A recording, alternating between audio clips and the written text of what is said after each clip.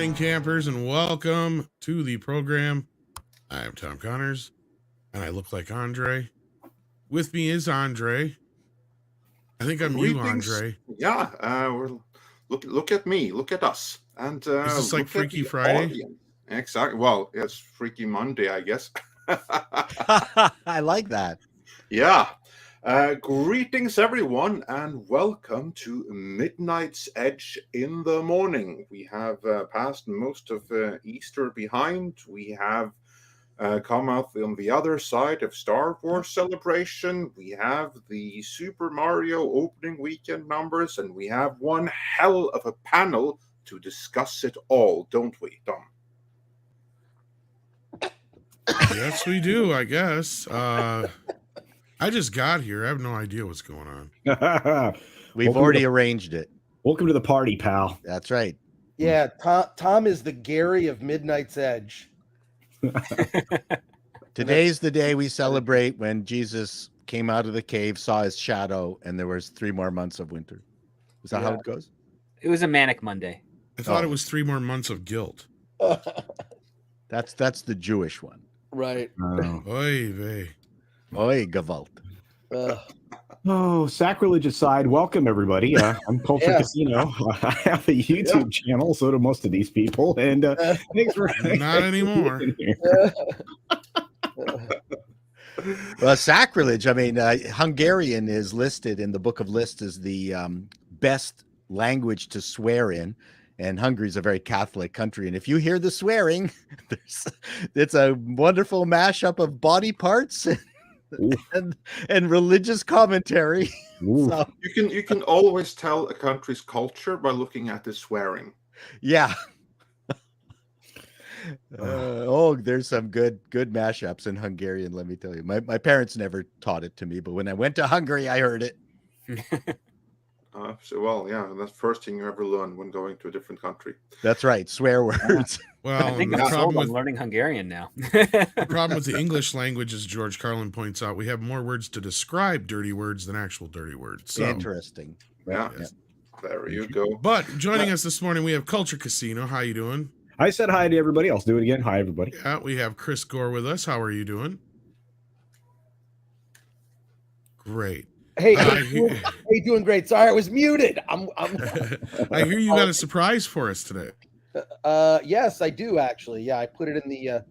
We'll talk about it later. But there's so much news. Oh yeah. I can't believe we're gonna get to all of this. Well, before you go, we're gonna show that surprise. I appreciate that. Thank you very much. It'll be kind of like a premiere, even though it'll be premiering on your channel. But yes, Mm-hmm. We also have Screw-Rip Doctor with us. How you doing? I am doing well. Happy to be here with you fine gentlemen and everyone in the chat. Indeed you do. And also we have with us Paul Chato. How are you doing? Wearing a hat I am doing today. very well today. I finished my video off. It's launched. I'm happy. I don't have no anxiety this morning. Oh, okay, good. Well, no YouTube anxiety. Oh, okay. I got lots of other anxiety, let me tell you. I bet. Yeah, just I open up Twitter every morning just to get angry. You make me that was a anxious. good sleep. Oh, what can I do first thing in the morning? Oh, open up Twitter and get really pissed off. That's a great feeling. Yeah, Yeah, but the day can only get better afterwards because you close true. Twitter. That's true. Hate. It's a nice way of get like the heart going without actually working out. That's right. That's right. Yeah, hate with your cup of Joe. That's a good way to start the day. Works well with Folgers. Well, there's people who are on Twitter the entire day. I mean, I don't understand. I mean, on any social media, right? It's they can't stay away from it. It's crack cocaine. Indeed. Yeah, it's one of the few addictions that causes more weight gain than loses. True.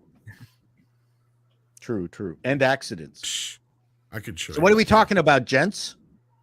And I use the term loosely. Looks like Star Wars Celebration and Super Mario Brothers. Yeah, we have a packed thing to talk about today. We have this little surprise from Mr. Gore that we were alluding to. And then, of course, Super Mario Brothers opened this weekend, and it did gangbusters. So we will get into that, the implications, and the copium, because not everyone is equally happy with this movie doing as good as it did. Something else one can argue about whether or not did good was Star Wars Celebration, which Chris Gore saw quite a bit of. And I look forward to hearing your take on both the presentation, and we will, of course, be discussing all of the news and how much faith we should put into those news. Then, of course, at Star Wars Celebration, they also devoted some significant time to Indiana Jones, going into toys and everything like that. And I'm sure Cultured has something you want to say about that. And then, depending on how far we go today, we have some other gems of news items to discuss, but we'll get back to those in due course, won't we? But to begin with, how about we look at some Super Mario news box office? Hell yeah. Sure. We've got a couple super chats. We want to do those first, or Yeah, we can do those first of all. Then the box office. we got Psychotic who says, "Hail all! Star Wars Visions just dropped a new trailer and nobody cared. The beginning looks amazing. Hopefully it'll all be good. Other than that, Star Wars can die. Yeah, I know that has some fans, so hopefully for fans of that, it's still worthwhile. But yeah, I well, interestingly enough, to go along with that, we also know that Bad Batch ends in season 3, so that'll end its run. So yeah. Yes, indeed. So we'll get into that. Then we got David Glenn, who is a new member. Thank you. Speaking of new members, we also have Ben Dowdy, who's been here for 6 months. Tim Hayes, who's been here for 21 months. And Ryan Monument, who's been here for 14 months. Thank you so much, guys. We appreciate that. Dr. Long Dongler sends in a thumbs up. Hit that thumbs up if you haven't already. We appreciate that, Dr. Long Dongler, and all of you out there. And let's see here. We've got Zontar, who says Mario's a Smash Bros. Would be waste of money level success. Paul, check out Konosuba. 2 seasons, 2 specials, a movie, and a spinoff in that order. Okay, another one to look at. Ooh. There you go. Konosuba. And then we've got Nert Alert, who says, when the NCU finally happens, you have to do some catch up on all the IPs Nintendo introduced since the 90s, i.e. Fire Emblem, Xenoblade, and Splatoon. Well, we'll have to see how many of those actually get I'm hoping they give Captain Falcon his just dues. He's from a racing game. Yeah, thank you. I was about to say, who the hell is that? I think Zelda will be the next.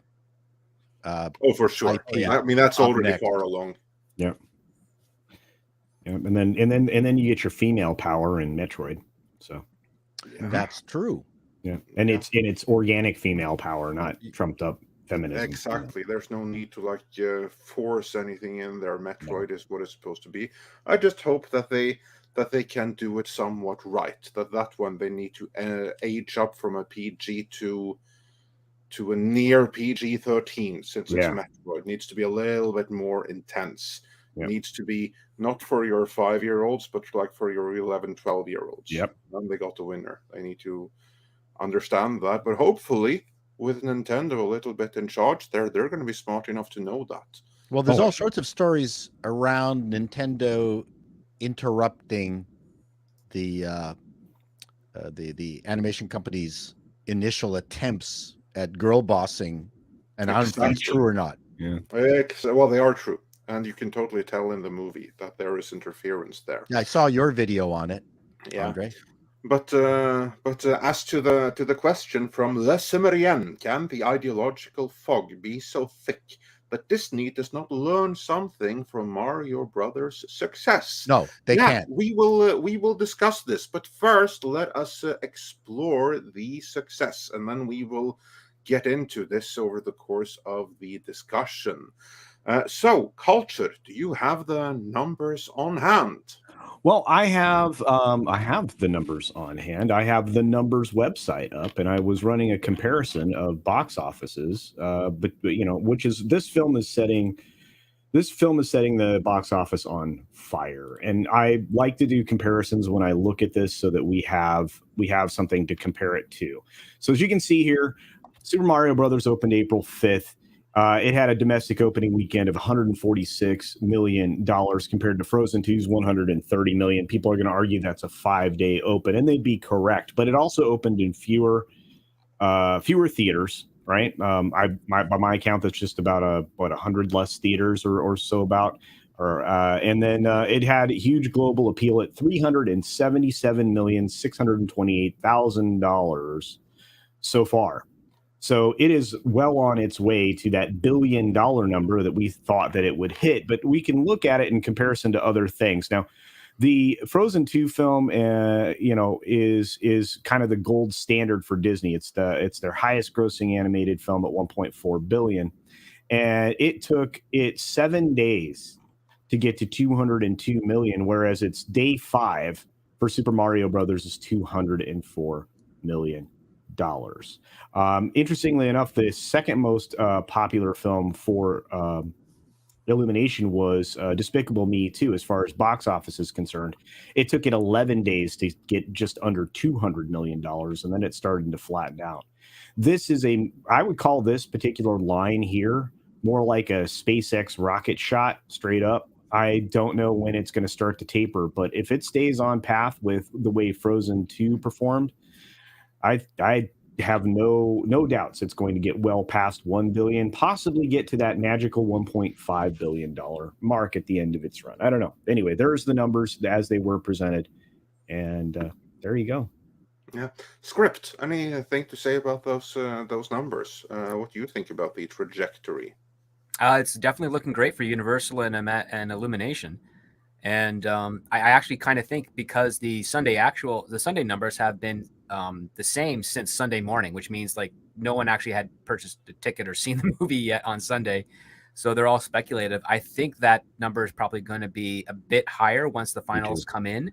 Part of me suspects it might be in the early 40s overall, because you're looking at only a 2 million discrepancy between Friday and Saturday. So we'll have to wait and see. I think it's going to have a pretty good trajectory. One thing to note is that there is a fairly noticeable price difference in ticket sales between when Frozen 2 came out and when Super Mario Brothers does. So that also has to be taken into account. I would say matching those up, that's probably on a very similar track. Yeah, So, something that stands out to me here, and Script is right about one thing, except for it did a hell of a lot better on Saturday, because that Friday, doesn't that have Wednesday and Thursday in it? It does. Yeah, that means that it went and doubled pretty much probably from Friday to Saturday, because we know it did 26 million on Wednesday, and then what did it 30? It did. It's under missing 30. Wednesday then, I think. Well, the Friday numbers include all the first 2 preview days. They just by rule. So I would say when you look at these numbers, the Saturday number is probably the most telling. I think you eyeballed it really well there, Tom. And I also think Script is right. I think this number is going to go up. I think that this. Well, and we did a poll last night with roughly 500 people listening. Right. And we did seen it, gonna see it, and not gonna see it. And the seen it and not gonna see it were right around 25%, to where the planning on see it was 55% roughly. Wow. So that means there's a lot of people yet who haven't seen this movie. So that means it's got some legs. That's crazy. I have some anecdotal information that I think is interesting. I went and saw a movie on Saturday afternoon. It was a 4 p.m. show of how to blow up a pipeline. Oh, boy. A conversation for another time. But in any case, what was interesting was, first of all, the theater was packed. I mean, it was just very busy on a Saturday afternoon. Not surprising. A lot of families and kids. But the thing that stood out to me, it was very interesting. It was at the AMC in Burbank, AMC Burbank 16. And there are 2 lines. They have your A-list premier members, which are people who regularly go. They subscribe to the service so you can see up to 3 movies a week for $25. But what was fascinating was how long the non-A-list line was, just regular folks, which tells me a lot of people are coming to the movies. They're not members of AMC A-list. They're just going to a movie. So that line was long. It was crazy because it was people that are just, maybe they hadn't even been to the movies in a year or longer, like this brought them out to the movies. And I usually go see films at this particular theater, which is one of the biggest theaters in Southern California. And it was just very interesting. I've never seen that line that long. Just little thing worth noting. I noticed that kind of similarly, Chris, because I went Wednesday afternoon, and I went to what would have been the very last 3D showing before school got out. Huh. And I actually had a private screening, but there was also like a half a dozen or more theaters also showing the movie already. So I wasn't thinking nothing on Did that include a lap dance, Tom? Oh I boy. wish. For that price, it should have. But anyway, when I stepped out, it was exactly like you were saying, Chris. When I first got there, it wasn't that busy yet. Like I said, school was still in session here during the week. When I got out, the lobby was chock full of kids. And I mean chock full of kids. I could barely, like, I had to go around. Well, a hit movie requires multiple viewing. People come back. It's not just one view. So, I mean, is this going to bring the same people back again and again to view it multiple times? I think it's safe to say yes. Go ahead. I'm sorry. I would submit that the parents are probably happy seeing this movie one time, but kids freaking love this movie, and kids aren't going to want to wait for streaming. They're going to want to see it again in theaters with some different friends. They're going to nag their parents till they go. I think that alone right there secures repeat viewings, especially considering there's no real competition until Guardians of the Galaxy Part 3, also starring Chris Pratt, in a month. Yeah, and Cryam's saying what a lot of people I've heard say already. They've seen it 2-3 times already, and they plan on going again in some other format or something like that. So yeah, like, I have a feeling this movie has some potential. I don't know about all over, but I think domestically it will beat Avatar 2. Well, and I think so. And here's the interesting thing: it made $21.6 million alone just on IMAX screens.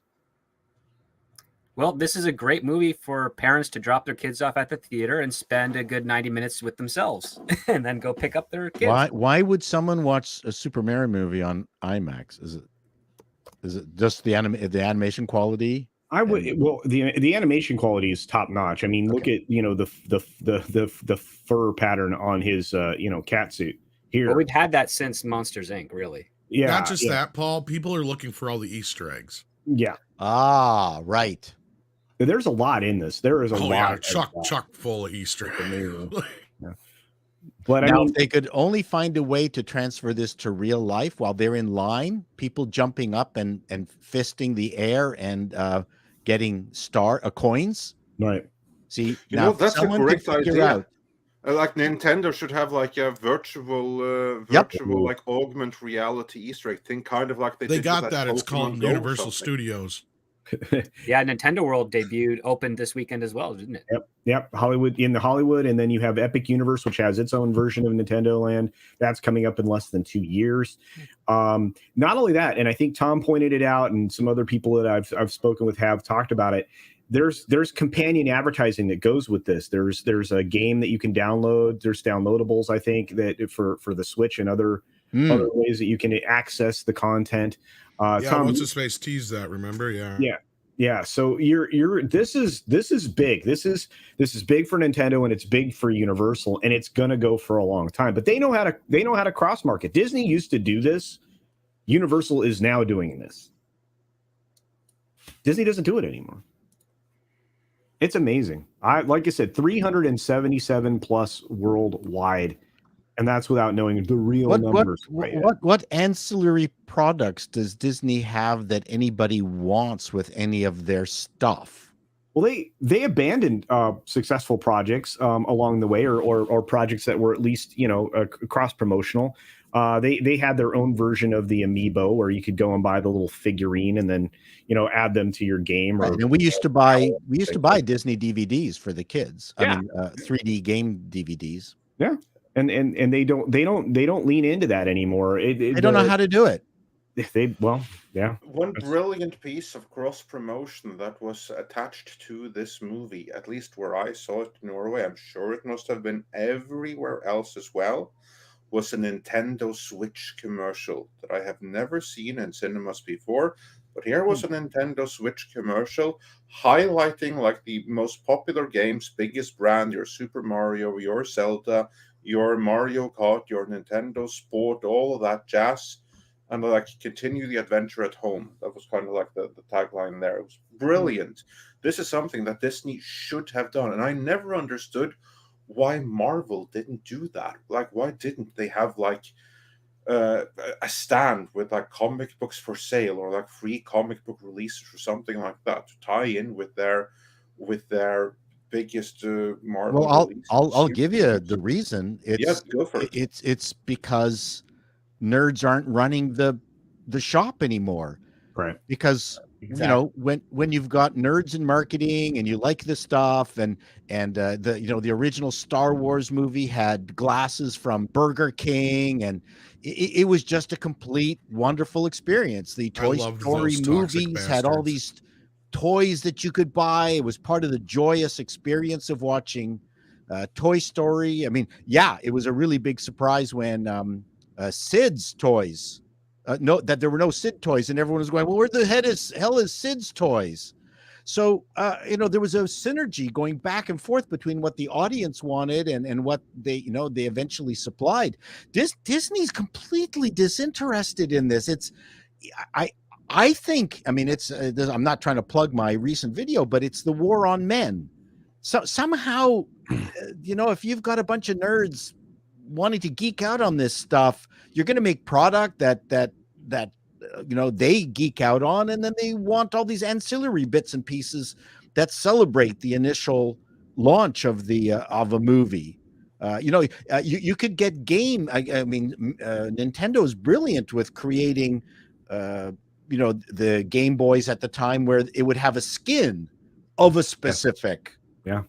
So you would get multiple Game Boys because you wanted all the different Game Boys with the different skins. Disney doesn't know how to do this anymore because they don't have geeks and nerds running anything. They've been lobotomized. Go ahead, Tom. No. Go ahead and finish up, Culture. Oh no, I was just going to say I agree but they kind of abandoned this a while ago when they decided to create walled gardens, and all the studios are responsible for that because they don't want to venture outside of their brand. They want to control their brand completely. And if you do that effectively, and you are diversified in a way that makes sense, it's great. But by allowing for places like GameStop and other stuff like that to be removed from the conversation, you're not going to get the plates that you can replace on your PS5 that has the latest Disney thing or even the latest Nintendo thing. You have to actually go out and try to find somebody that's been officially licensed that makes that stuff, and it's not readily available because you don't have a retail location that sells it. Well, but like I said, I think culturally, internally, they're just not interested in this stuff. I was in the CD-ROM business, programming CD-ROMs. We had a game out there, and Disney, I think, outsourced the programming of their CD-ROMs, and one day they brought them all in-house, and then they all died. Yeah. They don't know how to do it. No. They want the vertical integration, they want the control, they want the profit, but they just don't know how to do it. I think part of the big thing is, and this is something that years ago I learned in sales, you cannot sell something you don't understand. Right. You have a lot of people at these companies that do not understand geek culture, that are not geeks themselves, that didn't grow up reading comic books. They're just put in a position and they're supposed to sell Black Panther, knowing nothing about the history. And sure, they can read Wikipedia, but these people didn't experience it. They weren't running to the drugstore, spinning around a rack of comics to get the latest thing, grabbing a popsicle and spending your summers doing that, which is probably most of us here and people listening in the chat. Hail to the chat. Like it's so clear to me. And I had a friend, this is before The Force Awakens came out. I had a friend who regularly did work at Skywalker Ranch, working on DVD production and whatnot. And I was obviously, like everybody else, I was very enthusiastic and excited about Force Awakens, the Star Wars sequels, as were we all at the time. And I asked him, how do you think it's going to be? And he says, I don't think it's going to be great. He says, I don't have faith that this team is going to be able to pull it off. And just because he knew the people who worked there. And there are many people, and then later told me information where basically the people that were being hired didn't even know what Star Wars was. He repeated a story to me about a woman who had just been hired in some corporate paper pushing position of marketing or whatever. And and basically like, well, I better watch these Star Wars movies if I'm going to be working on them. That was a quote from someone who had recently been hired at Lucasfilm, a young woman. Now, I'm going to tie this into a thing, but trust me, I'm bringing it back to the main point. The latest Bud Light controversy with Dylan Mulvaney, you may or may not have heard about. Oh, yeah. It. I'm sure many of you have heard about it.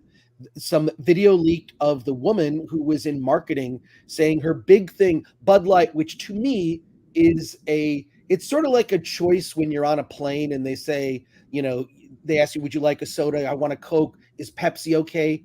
Fine. Bud Light is fine. Yeah.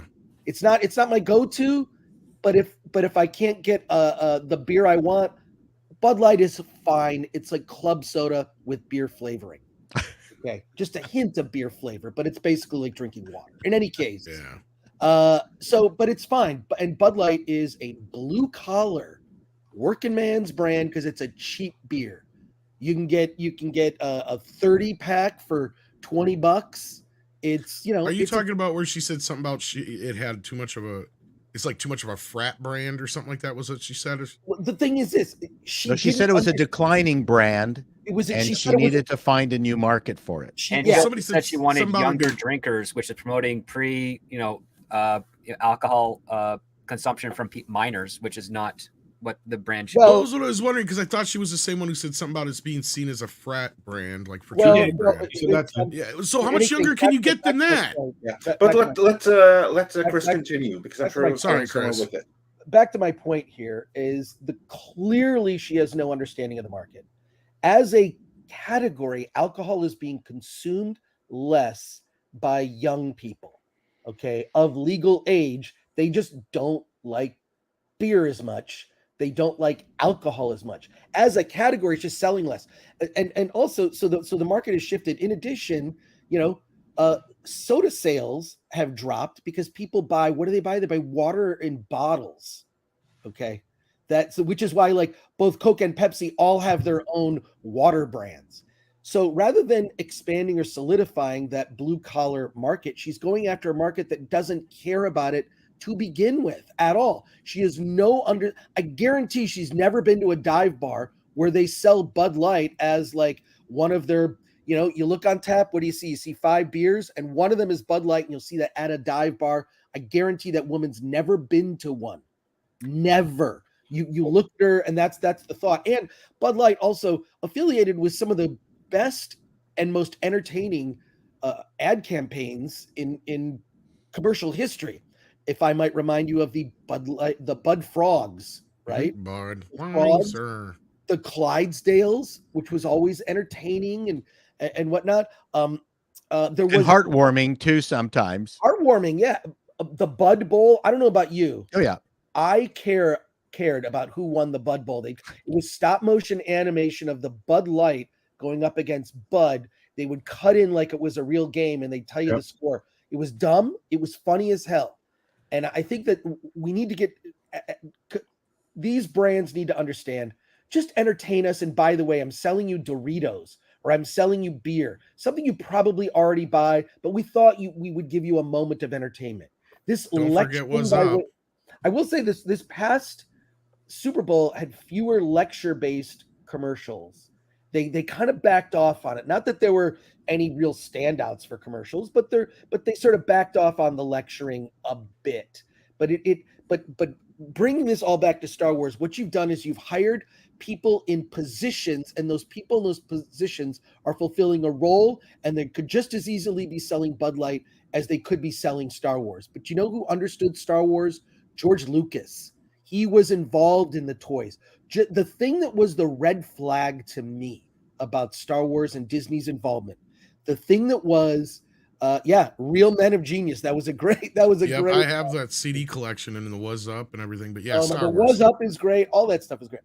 So the thing that was the red flag to me is, I don't know if you recall, but before The Force Awakens came out, they had a thing at toy stores and Target, among places. They had Force Friday, which was Friday, and they opened the stores at midnight. So Target at midnight was open, and they had you wait in a line. There was a giant line, and you went to look at the new toys for The Force Awakens, these reveals, And I remember going in, and you know what I did? I didn't buy one thing because I looked at these toys and I thought, why do they look so cheap? Why do these 12-inch figures, they look like they're stuffed into a coffin? They're not like in action poses.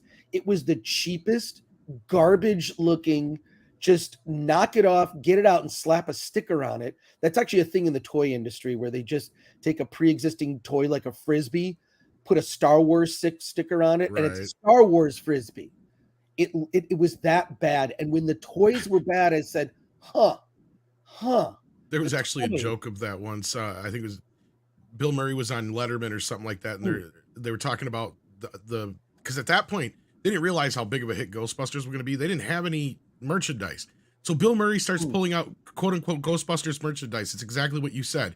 It's a fly swatter and a Frisbee and a cup and all this other like really lame shit. Yeah, I'd love to see that clip. In any case, just the thing is this: Disney, like the Borg, absorbs IPs and destroys them. It gentrifies them. It adds inclusivity, diversity where it's really not necessary. And those are just corporate buzzwords that people just say to each other to so that you're down with the plan. But everything we saw out of Star Wars Celebration, and I know we'll get to that. We're not quite there yet, but just felt hollow, corporate, and soulless. That is where Disney Star Wars is. We'll get to specific things to discuss. yeah. Actually, let's wrap up the Mario Brothers. Yeah, with this sorry, because guys. no, it's fine. The big thing right now going on, and I think Andre has a video of this coming out, is just the copium that's happening in the between people like Grace Randolph, and then you've got like this right here's a great example. I don't know if you guys saw this yet. Oh, good old CTV. Yeah, I've seen this. Yeah, CTV's gone CTV kind of News. nuts up here. Yeah. They originally had the title for this movie review, Super Mario Brother movie has all the charm of an unplugged Game Boy. Well, of course, millions of us pointed out to them, the Game Boy Battery powered. is handheld. It has batteries. So they changed the headline finally. Super Nintendo delivers what Nintendo has been successfully doing for 40 years. Boy, that's a totally different tone than the other one, though, isn't it? Yeah, but headline writers are different from the article writers generally. The other thing, though, is one curious thing, and I will parallel what Chris said. Chris and Alan were not technical fans of the movie. Well, they and pointed I heard out Grace the obvious. Randolph's. Yeah. Pardon me, what? They pointed out the obvious that we all were pointing out, and that is that it was made for kids, right? Yeah, yes, clearly made for kids. But I think this movie is almost like an Adam Sandler experience, where I think you could very accurately say that it's a crappy movie from a movie critic perspective, and you should be allowed to say that without politics.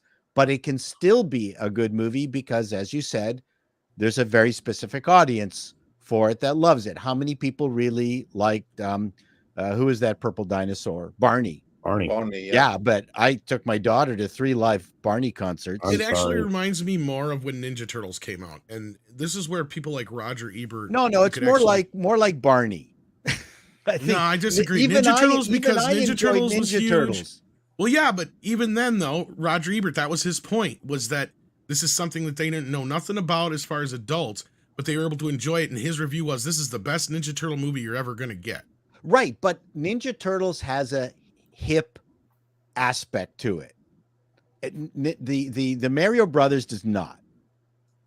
I don't know about that. I don't know about that. I don't think that's accurate. That's where I don't see the comparison here with Barney and Mario don't confuse the love of having played it with it being hip. Paul, I would say that, hip is usually stuff that's found on t-shirts and things like that. And, it's the stuff that the kids are leaning into, rather than what the Hollywood folks are leaning into, because Hollywood's, 5 years behind everybody else. Sure. But I'm saying that this movie does deserve to exist in the movie. We've all seen crappy movies. Like, I won't name them here. We've seen a bunch of them. But I would say that there are critics with an agenda that would never want to say anything good about the movie to begin with, and I don't know whether Grace is in that category. Chris and Alan's review I thought was accurate, even though I haven't seen it, but I can also see how this movie would work and be popular. So I don't think Chris is mad that the movie didn't work, whereas there's going to be other reviewers who are going to be mad that the movie worked, and they would have hoped that their negative review would have, helped sink the movie because they have that kind of ego. Wow. Well, real quick, I'll just sort of give a brief on what I thought of the film. And I should preface this, and I did preface it in my review.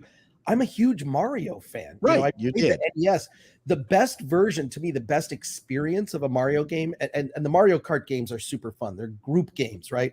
But in terms of a solo player experience, Super Mario 64 is probably one of the best games I have ever played.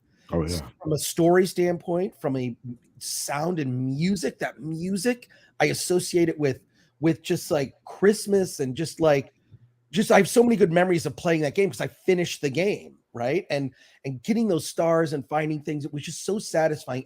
They invented a controller just to play one video game effectively, which was that game. It was groundbreaking and revolutionary. I love it.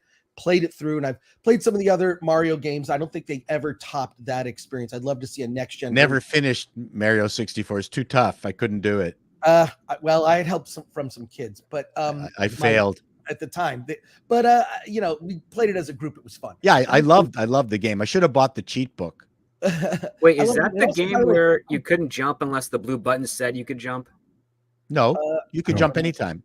But it also, I played the Donkey Kong games, were also revolutionary as 16-bit side scrollers with that CG look. Although it was just a side scroller, the art was rendered in computer graphics. That was revolutionary, including the gameplay. So I'm familiar with the Super Nintendo. I thought the movie was just okay. It told a super simple story. I think it worked on a level for kids. I don't think it worked on a level for adults. But a lot of people are pointing out, well, you don't get the Easter egg. I got every Easter egg. I saw Diddy Kong in the background. Believe me, I got all the Easter eggs, all the mushroom stuff. It was all like, I understood everything, but that doesn't make it a good movie. Okay. I think the difference here, Chris. Fine. I thought it was fine. But the one thing is that makes it stand out these days is Disney is no longer a trusted brand with parents. If you are a parent, you are wise to be suspicious of any content that Disney puts out for your child. Should be under suspicion immediately without having seen it.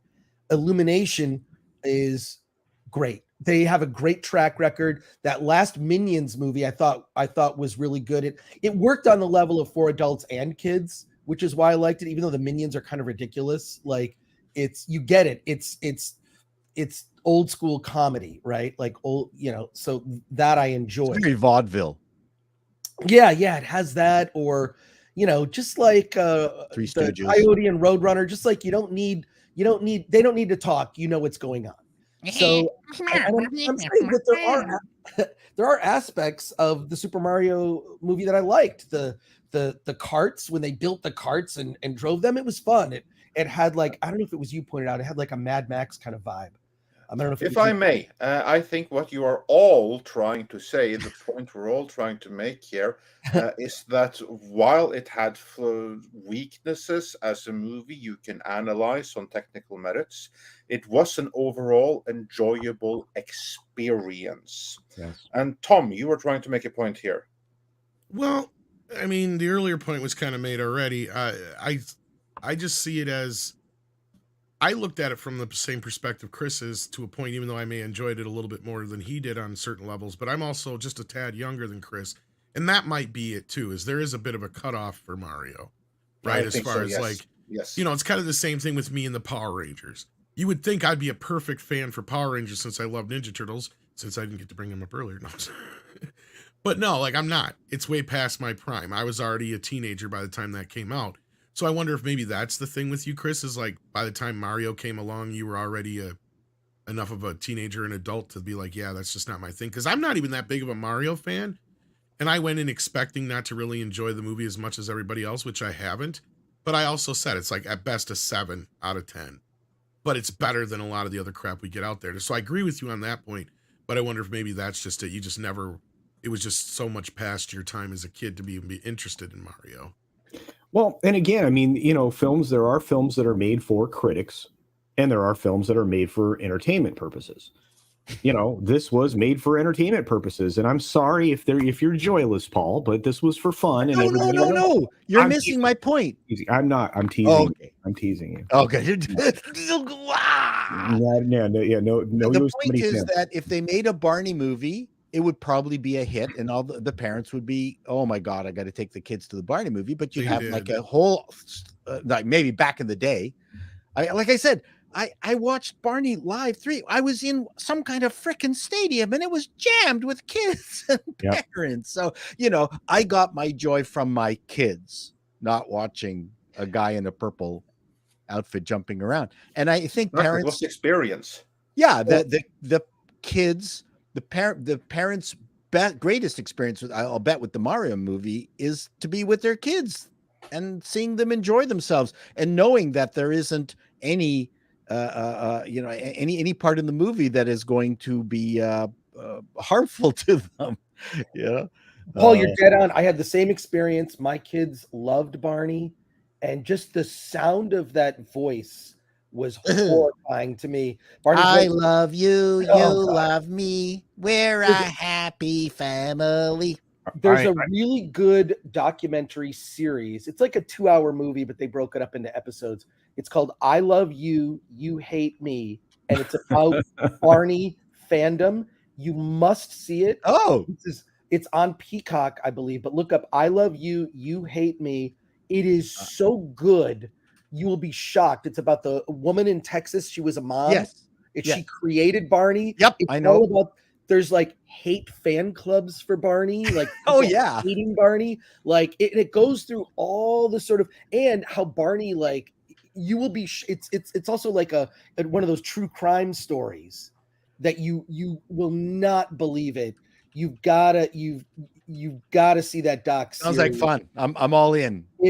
I'm telling you, one of the best doc series I've seen. But like, all this good stuff is sort of spread around platforms. There's a good thing here. There's a good thing here. I just resubbed to Apple TV Plus just to watch Tetris, which was very good.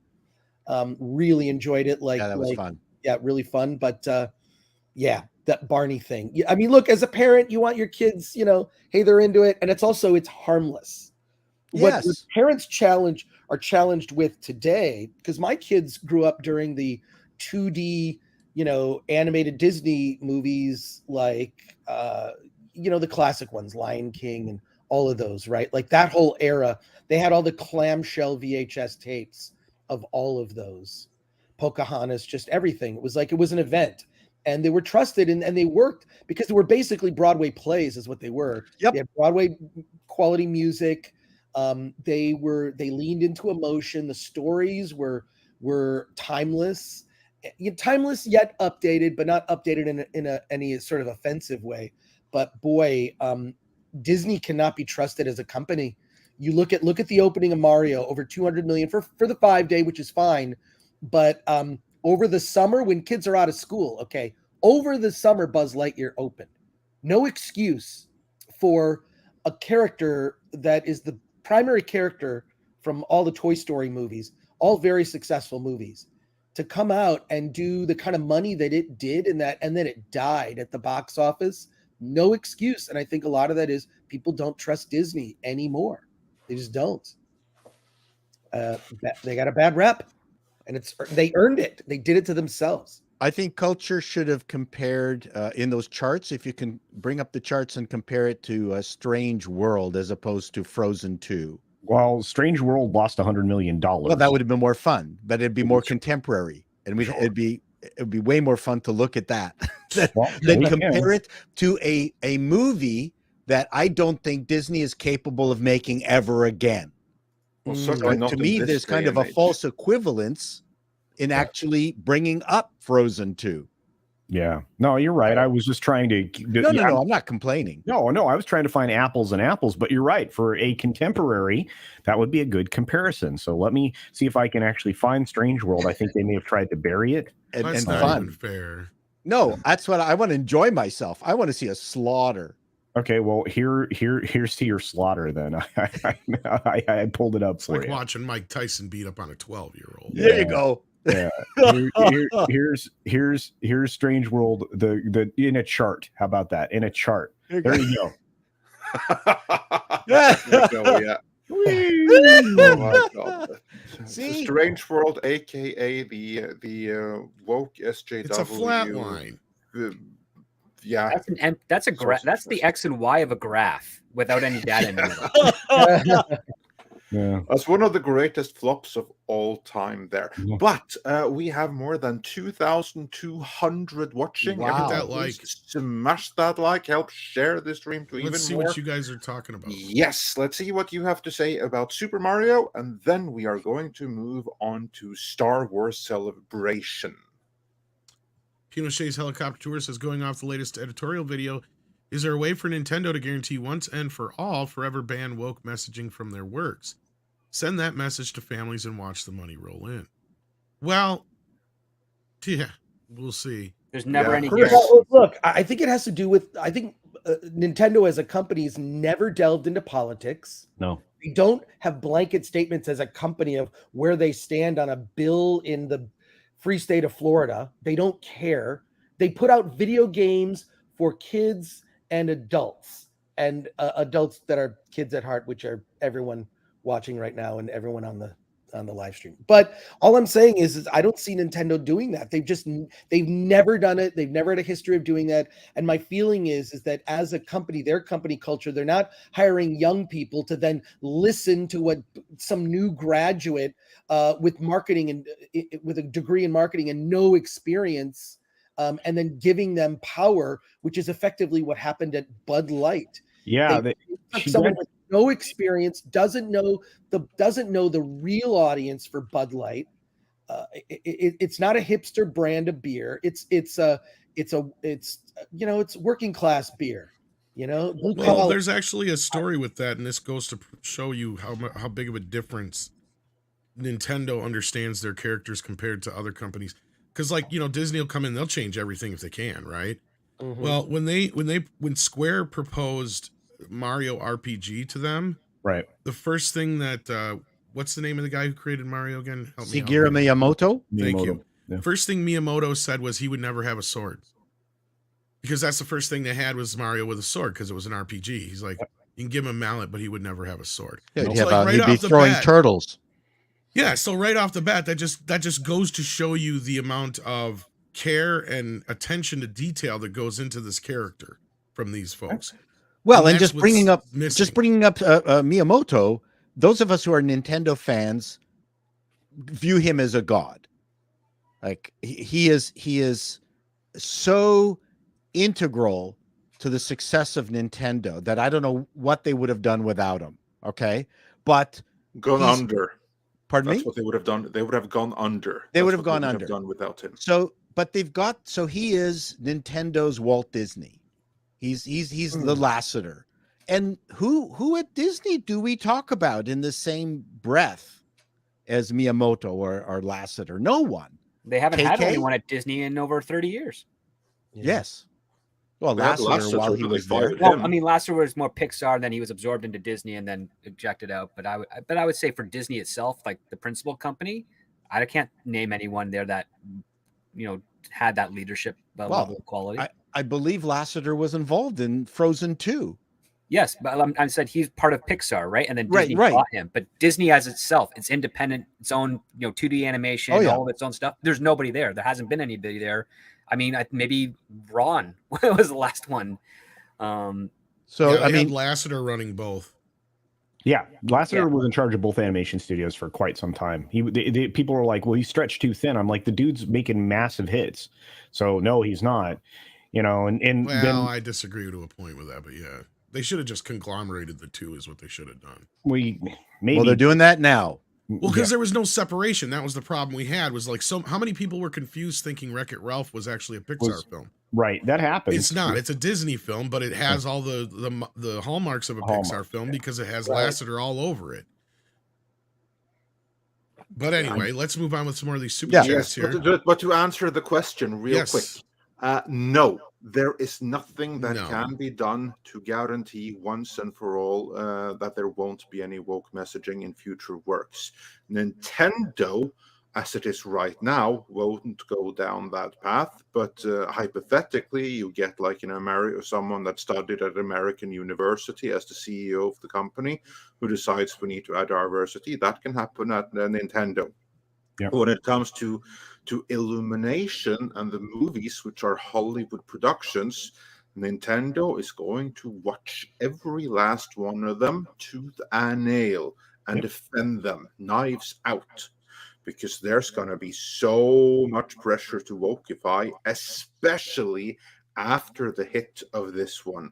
Yep. All of those powers that saw to it that Marvel went down the drain, Star Wars went down the drain, they are right now trying to make sure that the next Nintendo movie is going to have some kind of messaging, because this one didn't.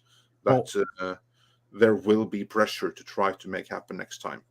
In fact, there'll be incredible pressure because it's Comcast, Comcast that owns this thing, and they're a very ESG, very, very woke company. Yeah. So yeah. Disney is going to have to, Nintendo is going to have to fight to keep at it. Well, as I pointed out, Migration, the next movie from Illumination or whatever, has obviously got a Earth First message. So yeah. Grimzilla says, "I need a Star Fox movie, please, Nintendo." Yeah, this is one I've got to vote for right after. I'm on board Makes for no that. sense. Well, Metroid would be after Zelda, but yeah, maybe we'll see. Metroid, is that as popular as Star Fox though? I'm sure they're going to go by popularity. Metroid. One does not have to rule out the other. I mean, the beauty is you make an animated Star Fox for kids, and you make a live action PG-13 for everyone else. Problem solved. Yeah. Oh, you summer child! You think we'll get a PG-13 movie? Well, a good Metroid could absolutely kill any future Buzz Lightyear movies. Oh yes. Just keep in mind though that Nintendo is the equivalent of Disney in the video game realm. I don't think we'll get anything harder than PG out of it. Okay, never. Okay, fine. Forget PG-13. You could get a hard PG. They can go a hard PG at it, and you can do Metroid that way. It needs to be like a little bit scary, as much scary as you can get away with. That's what it needs to be. It needs to have some claustrophobic feeling when you do the exploration and everything like that. I mean, you have like a whole genre in Metroidvania, and those things are generally a little bit creepy, and so does this thing here need to be. But hopefully Nintendo is aware of that. On with the Super Chats. Yeah. Jay Johnson says, "Thanks, guys. Keep up the relentless reporting." Well, thank you so much. We plan on it. Swarazza J. There we go. Says, "I've heard from WDW. I think. Okay, we'll go with that. I've heard from WDW Pro that Mario Brothers hasn't released in Japan or South Korea yet. Yes, it is. I was trying to get to that when we were talking about the box office fact that it's the highest opening for a movie or animated film. I mean. It should be open there in 2 weeks. So yeah, we have no idea. This thing could it's going to die in Japan. No, it's going to die. No way. So you mean the $100 million that it's going to open to in Japan and South Korea in just 8 hours? Yeah, it's going to die. What connection does Japan have to Nintendo? I don't get it. Like, there's just this is a silly discussion. I feel like you were watching Grace Randolph, and that informed your opinion there, Paul. About as much as a turtle has to wings. I need to work on her accent. I got to work on Grace Randolph, the way. This is some exciting movie that no one should go see. I figured Grace out. I figured her out. She's every annoying trait of every ex you've ever had in one person. That's so accurate. Every annoying trait you ever had that bothered you about every ex-girlfriend, it's like God said, I'm going to put them all in this one person. So yeah, every little bit. Yeah, so nothing personally against her, but like it's just So in 2 weeks, when this movie opens in Japan and South Korea, expect that to be in the new TV spots and everything. #1 movie in the world. Yep. My guess. Why the delay though? It's probably holiday. There's some holiday coming up or something in Japan that they saved it for. Probably. That would be my guess. Also, I mean, people are speculating that there'll be. I mean, there's look, Star Fox has a thin story. That was one of my favorite games for the Super It was fun. Nintendo. Ditto. The original. The Star Fox, the music was so good. The flight, Yeah. the sense of flight, the characters. That is a movie. There's probably more of a movie in that than even Super Mario. But you mentioned also Metroid could be a movie. This could even, if these movies do well, this could even lead to a Super Smash Brothers experience with all those characters in one place, endgame style, going to. right? Guaranteed. It could.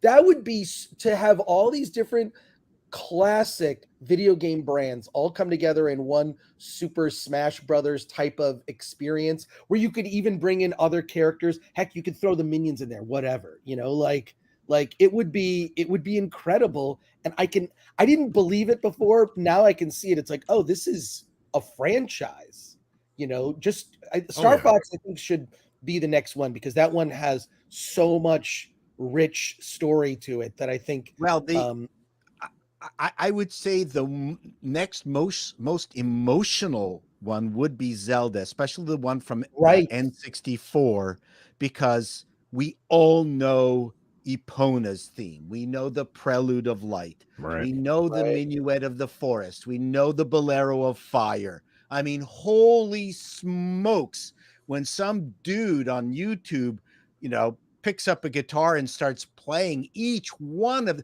this is John Williams level music. Yeah. On its own, it would sell the movie. Yeah. It's emotional to hear it. We love hearing all the themes that came from Zelda 64. Yeah. And that was a big sale point for the Mario Brothers film, is that you were paired with each land, each world, each event was paired with an audio track that you recognize that belonged to. So no, you're 100% right, Paul. And like I said, I mean, there's a lot here. I can't wait to see the Nintendo Cinematic Universe unfold. And again, I mean, one of the people talking about it early is our buddy Pro. WDW Pro was out there talking about this way before anybody else was. Yeah. Wow. Well, Magician Sapphire says on that note, if we get a full Nintendo Cinematic Universe, I want it all to come together as a Super Smash Brothers movie, just like Chris was just talking about. Yeah, I can see it now. I can totally see that. It makes total sense. But you got to make these other movies. But you're right, Paul. Zelda, Star Fox, make them all. Fast track them all. I mean, this Mario thing, it's also, this is egg on Disney's face. Oh God, yeah. Big time. This is egg on Disney's face. I know a lot of people are talking, but like it should convince them because, and I defy any of you because I can't think of it. Is there a case of a movie that's overtly woke that was a financial success? No. Now I can't think of one example. Now I can think of examples of movies and franchises like, say, whatever, Thor, or whatnot, that weren't at the beginning and then kind of sort of seeped wokeness in there. You can't say that. I can't think of one, Chris. I can't think of one. And that's why I think and to me, like, look, these movies, these types of movies have always been around. They're Unless just you count Frozen. Well, I mean, Frozen, you could, but you're reading a lot into it. I just think Frozen. Exactly. Like, it was popular among the gay community, but I wouldn't necessarily say it was woke itself. Right. Yeah. She never came out as gay, but to me, it was very obvious. Right. But I do think that there have been quietly gay characters in fiction for a long time. Oh, hell yeah. Dr. Smith in the original Lost in Space. Right. Well, not even quietly. I just watched the Maltese Falcon the other night. There is a gay character in that story. They just don't blatantly say it out loud. Well, it's in the book. I know that. Oh, that's interesting. And don't forget, in Star Wars, you had Luke Skywalker, right, Chris? Actually, there's three gay characters, technically, if you want to look at it. In the let's not forget the James Bond and Diamonds Are Forever. I mean, I know, yes. The gay man in that one. Yep. Yeah. But you know what? It's this era of nonsense that could, if Hairspray came out now, we'd go, oh, fuck. You're not wrong. I love Hairspray. Oh, no, I absolutely adored it. But it's like I've said, we need diversity of movies, not diversity in movies. Oh, Paul. I just talked about Hedwig because and the Angry Inch. Because it's tiresome when every fucking movie looks the same. Well, I just talked about Hedwig and the Angry Inch last night, about how basically being trans is part of that story, but it's actually part of the story. Yeah, right? I don't know if anybody else and has no one seen had it a here or knows what problem it with is, it. but yeah.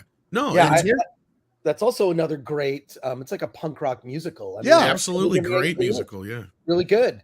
Priscilla, Queen of the Desert. I mean, these are all. I loved those movies, and I felt. I mean, it was But the Terrence story Stamp. came first. The story, all those movies that we just all mentioned, the story was first. Yes, And Yeah, Hairspray There's was nothing woke based about on- any of them, actually. nothing. Hairspray was based on real historical events, actually in Baltimore. Yeah. The musical's actually a remake, believe it or not. Paul, I don't know if you're Yeah. aware of that. Yeah. I would imagine you would I be. will fight people to say one of the best comedic films ever made is Birdcage. Yeah. Oh, You know, hell yeah. Well, you're La Casual Fall, you mean? Yeah, the original, and Yeah. and obviously the remake was very, very well done. And Gene Hackman was genius in that. Everybody in that, every role in that film was perfect. Yeah. Well, But what let's everybody move on on with the super chats so we can get to Star Wars Celebration. one last Before we real start quick losing panelists. But yes, Chris, one No, last but thing. quick point. What everyone here is trying to say is we're super into gay stuff. That's I was Everyone just here going to is say that. Totally. super into gay stuff. Everybody, it's true. We've just admitted we are all gay without admitting it. Robin Hood, men in tights, we are. That's right. Absolutely. We got Wolven Weaver here who says, due to limited production capacity and Illumination, I'm not sure the NCU will be able to adapt every Nintendo property out there. We will see, though. But here's the beauty of it. They don't have to make everything with Illumination necessarily, but it's in their best interest to. That doesn't mean that Illumination won't have to get more people. Yeah, and they're also Called not expanding. going to adapt every single Nintendo property, just like you haven't adapted every single Marvel property. Most Marvel properties remain unadapted. It's like some select big ones and some smaller ones, and that, I think, is what we will see has happened to Nintendo 10 years down the line. The big ones got adopted and got many sequels. Outside of the big ones, a little bit more sketchy. So I think that the Illumination, possibly with a couple of other studios under the Universal umbrella, will be able to do a lot there.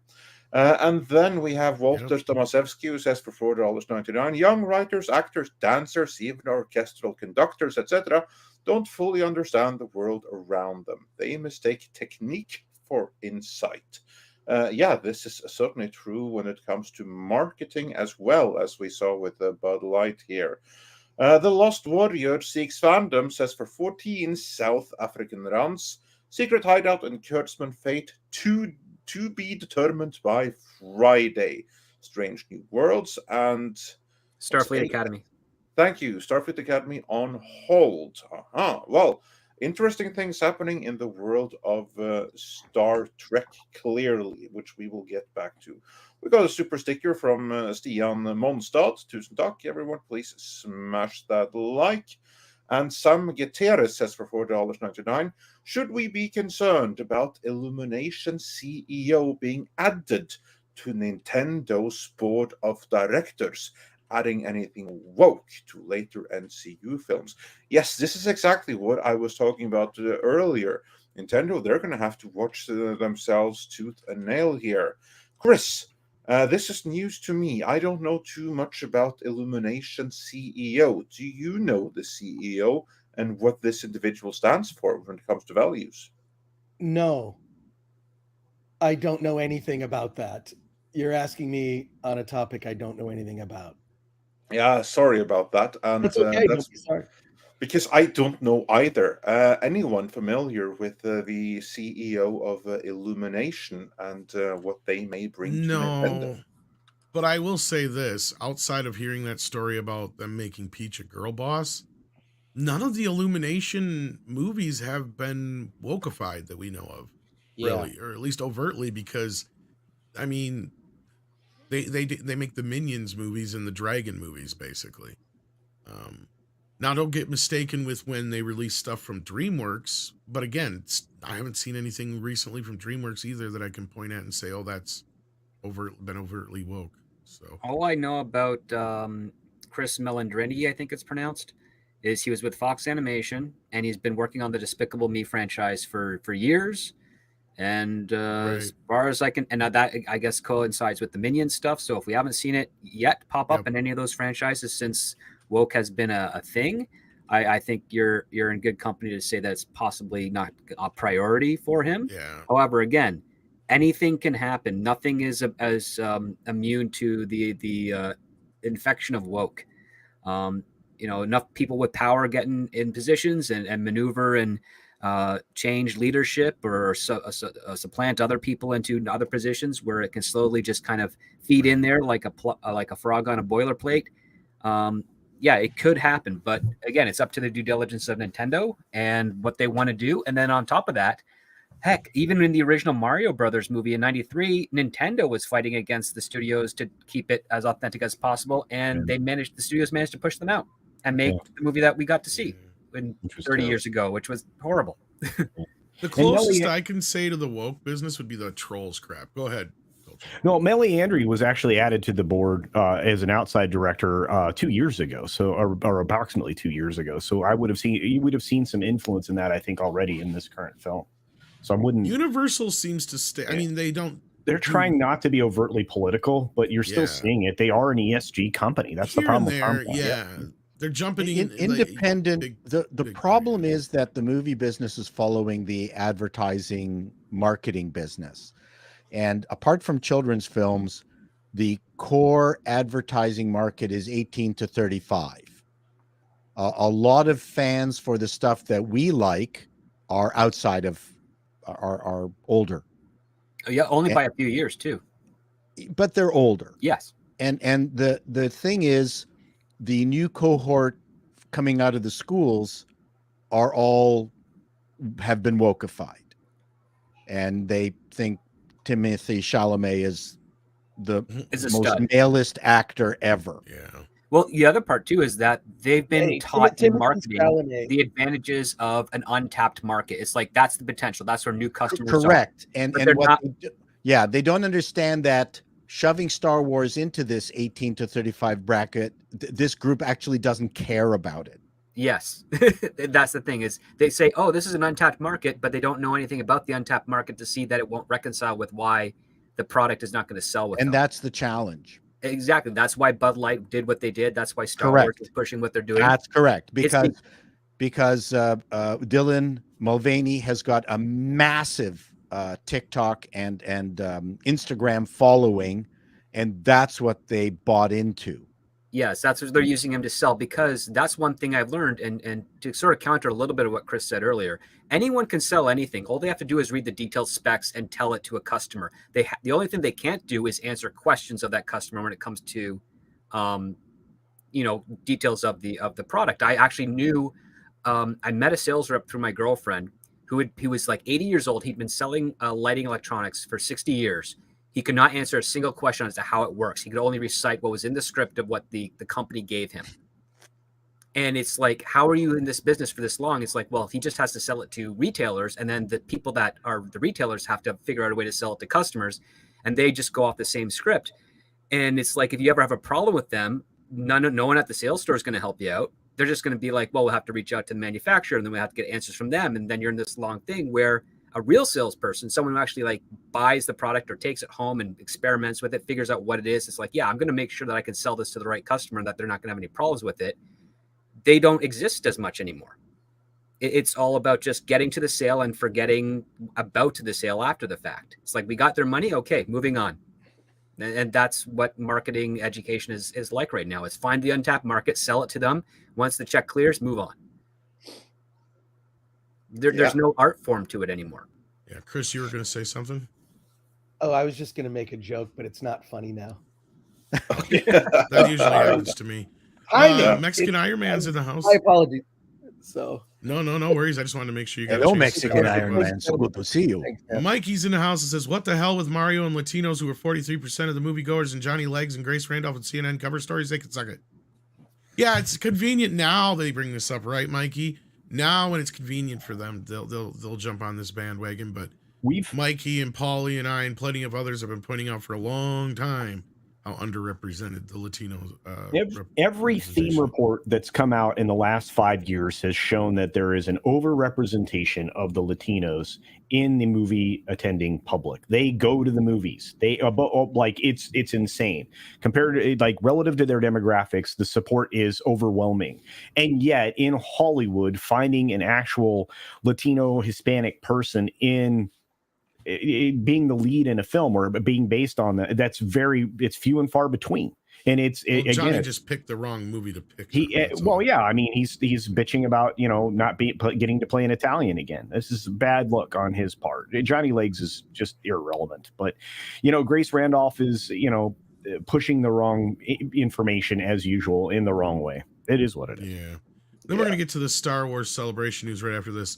Lasumarian is here and says references Mario's quality when you're dying of thirst, plain unflavored water is beyond refreshing. This is kind of what I was saying earlier too, and I understand where like Chris's reviews and certain other people's who aren't like praising it to high heaven, but at the same time, it's still decent enough. But is it just because we haven't had a decent film in its so long? Plot suffers, but its characters are fine because it has a nice brotherly love theme. Yes, but the way that they go about trying to stop the thing, it's kind of a waiting game, and then all the active stuff they do is very questionable.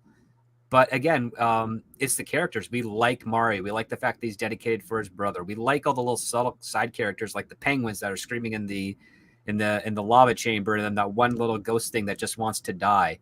That was kind of funny. It's playing into what the strengths of these writers have, which is like, listen, we can't really create a very engaging plot around this stuff, but what we can do is we can really have fun with these characters and keep them consistent. And that's one thing that you have to give Mario praise for, is that the characters are consistent. They don't betray themselves with Deus Ex Machina stuff, because the Deus Ex Machina thing is the star, and that's what everybody's kind of after in one part. And then King Koopa's goal is, it's actually quite perverted and endearing, and it's fun to watch. And I would say, yeah, it's a very character centric film, and the only thing that really suffers from it is the plot that is kind of illogical and here and there. But it's all just to facilitate the Easter eggs and the things that make the Mario brand as successful as it has been in the games.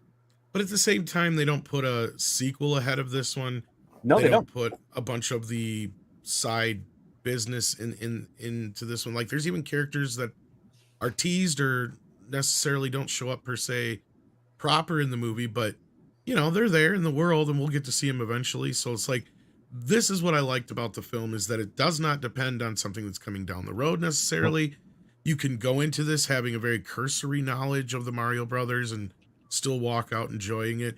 But Chris is also right, it is geared towards kids, and if you're going in thinking you might get Pixar level of a film, you're going to be disappointed, I think, story wise and all that business.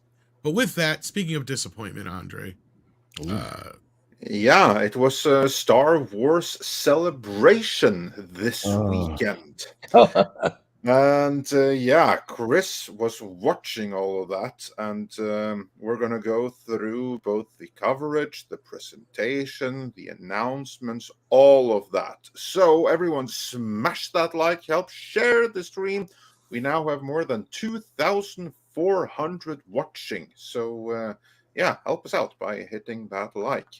So, Chris, you witnessed all of Star Wars Celebration. Of course, you've seen Star Wars Celebration before. So how was this one compared to the previous ones? Take us through your experience, and we'll get through the various announcements here. Well, to me, it was just kind of lackluster and sad. That's kind of how I felt about it. My favorite part of going to Star Wars Celebration isn't the panels. It really is walking the show floor, looking at older merch, and hanging out with fans in the bar, and going to the unsanctioned hotel room parties.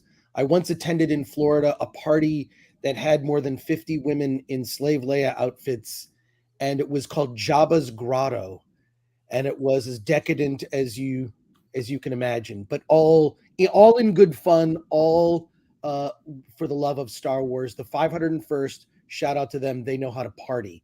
whenever I've gone to a 501st party, and these are not parties organized by Star Wars Celebration. These are like the sort of you need to know somebody to be able to get to that party, and it's a blast. That's why I go to Star Wars Celebration, to celebrate the classic Star Wars. What was unveiled was just to a lot of enthusiasm. Believe me, the people in attendance were happy to be there. But I wasn't particularly impressed with anything that was rolled out. I mean, we'll get to it individually. I thought the Indiana Jones trailer was full on cringe. I mean, we suspected, and we are, I think all of us are correct in our assumptions about it. So, it's well, I think I figured out now why they chose that Rolling Stones song for the trailer. Because by watching that trailer, you would never think it's an Indiana Jones movie, so you have to guess his name throughout the entire thing. Exactly. But but they had no chemistry in the trailer. None. Phoebe Waller-Bridge and Indiana had no chemistry. I've yet to see anyone have chemistry with Phoebe Waller-Bridge, like in performance-wise. I mean, even in Fleabag, I didn't enjoy Fleabag. I didn't like it as much. She didn't even have chemistry with the priest that she basically forced to be defrocked either. Yeah, well, there you go. But no, I just we should go through all the trailers individually, because I'm sure if you didn't see the Star Wars Celebration coverage, you probably saw the trailers that were dropped, and we should probably all go through them and collectively offer some opinions. But I was pretty unimpressed. I think a lot of announcements of things are never going to happen. Yeah. And it's I just felt sad. And there's that sort of fake enthusiasm. And look, I worked on a TV show, Attack of the Show, where it's the thing that they would say in your ear, in your little IFB or whatever, would be energy. You just have energy. You have to be excited about everything you're talking about. I was really bad at faking that whenever I did it, and I was just only good at being myself. And to G4's credit, they allowed me to be myself on camera. Like I was an obnoxious smartass, and I'm still the same guy. Maybe Jack. Yeah, when I watch your videos, Chris, the first thing that comes to mind is lack of energy. Yeah. Well, I don't know. I have it sort of naturally, anyways. But it would just annoy me when I was told to have energy. I think it's just something that directors say when they don't really have a direction for you. Yeah, it's the smile technique. I learned that at Radio Television Arts. I'm not good at smiling. I don't. And you talk like this all the time. That's actually one of the techniques. Hi, welcome to Entertainment Tonight. Today we've got. I'm Mary Hart. I'm Mary Hart. And I have no soul. So that part of the coverage was kind of sad. Actually, one of the best things. Hear a song? One of the best things I saw was Douglas Chang, who's a designer you may be familiar with. He designed a lot of the prequels, going through his recent design work on the Disney Plus Star Wars shows. And that's something I think that, between Andor and a bunch of shows, the design is pretty good for some of this stuff. On that, but like we're talking about like architecture, I like to nerd out on that. And Doug Chang, by the way, I saw a short film he made in Michigan, because we grew up in the same area of Michigan. I went to a student film festival. He had a student film there that was absolutely incredible. They showed it on PBS, and so I'm not surprised he moved out to the West Coast and got a job there. It's a short animated movie called A Private Little War, which was like a samurai film made with styrofoam balls. I'm not making this up. I saw that. I was blown away. He was 16 years old. So. That's what my balls are made of, by the way. Well, there you go. Styrofoam balls. But, no, but so I like the super nerdy panels, but when they got like almost everything else was just, the High Republic and this and these books and comics and, it's like they're not stopping, but are they acknowledging that maybe fans are not as enthusiastic as they used to be? Like, are the sales really there for High Republic stuff? I know that there was a controversy with, was it B. Dalton Books? One of the big book chains that still exists had to have the High Republic books on the end caps, and they sold so poorly, they replaced it with anime, and they put the High Republic books on the floor. So they were still on end caps, but they were not featured because they weren't selling. So there you go. So yeah, I mean, we should go through all the big announcements and collectively offer opinions, but I was not impressed. Who's got the list? Well, I mean, we should just start. Andre, where do you want to start, or I can just Yeah, let's begin at the top. I got with the list first right here. announcement. Shit, more shit, and more shit. There you go. That is funny, but I do have a list. Oh, I right forgot here, the actually. crap in the middle. Yeah, I do have a list here, courtesy of IGN. I'm going to put that in the private chat here right now, and then we can go through it all in order. So that A new order? bring. It's the first order. First order. Sorry, damn. I hear. No, it's Actually, okay. the second one is going to be now, probably. Yeah. So yeah, if we because here we have IGN, and since I sent the link, it's IGN Nordic. It's going through all the announcements and everything that came over the course of Star Wars Celebration. And the first thing, the thing that happened already on Friday, was that Lucasfilm announces 3 new movies. One taking place in the past, to be directed by James Mangold, the director of Indiana Jones and the Dial of Destiny.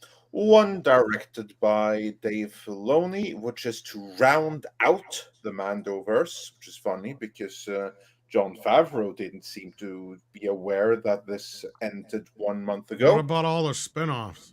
Exactly. And a final one to take place in the post-sequel trilogy era. This is the one that Damon Lindelof was attached to write, and then he dropped out of that, citing that if it couldn't be done right, it shouldn't be done at all. So then he left, and the movie is carrying on, and it's bringing back Rey. So there you have the past, the present, if you will, and the future of Star Wars, all in the form of 3 movies, which I guess unofficially will form a trilogy of sorts. And the crowd roared with excitement. Probably the crowd of poor people that were there did so, but I don't think anyone else did. On the contrary, I don't see any excitement or joy for any of this at all. There was actually some controversy surrounding the crowd, Andre. I don't know if that's what you're referring to or not. Yeah, because they didn't share so much for Kathleen Kennedy, did they? Well, there's some people saying they went back and tweaked the video now to where they added some applause to it. But like, I yeah, heard it initially, live. yeah, live version is you got an announcement for who was before that? It Tony was Gilroy, which was very Gilroy. loud. And he got And a then decent Kathleen applause. Kennedy, which no was applause. there was applause there, but it was just nowhere near the level of Tony Gilroy's. And then and then when they announced what's his face afterwards, And the actor who played Andor, that was huge. That was bigger Yeah, than it Tony was Gilroy and Kathleen's huge. combined. But I guess some people were claiming they went back and added some more applause Well, you know, to that her section. it's not that there hasn't been precedent for that. Back in the Bob Hope days, when he would go during the Vietnam War, he would take a road show of girls and comedians out to the war zone. And one of the jokes, and I saw it was he said that the way to end the Vietnam War is to put it on ABC and it'll be over in a week. And yeah, I mean, at the time, ABC was the worst network. And apparently when I saw obviously the clip of that, huge laughter, cut to applause of the men in uniform applauding. And it came back later that he got booed for that joke. Wow. And later on, they just cut in applause, laughter, and a shot of the guys clapping. So there is precedent for it.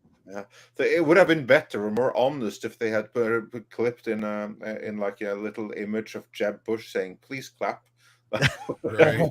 Much more fun. See, it would have been better in this case when KK was introduced that they just put in that same soldiers from Vietnam applause cutaway B-roll.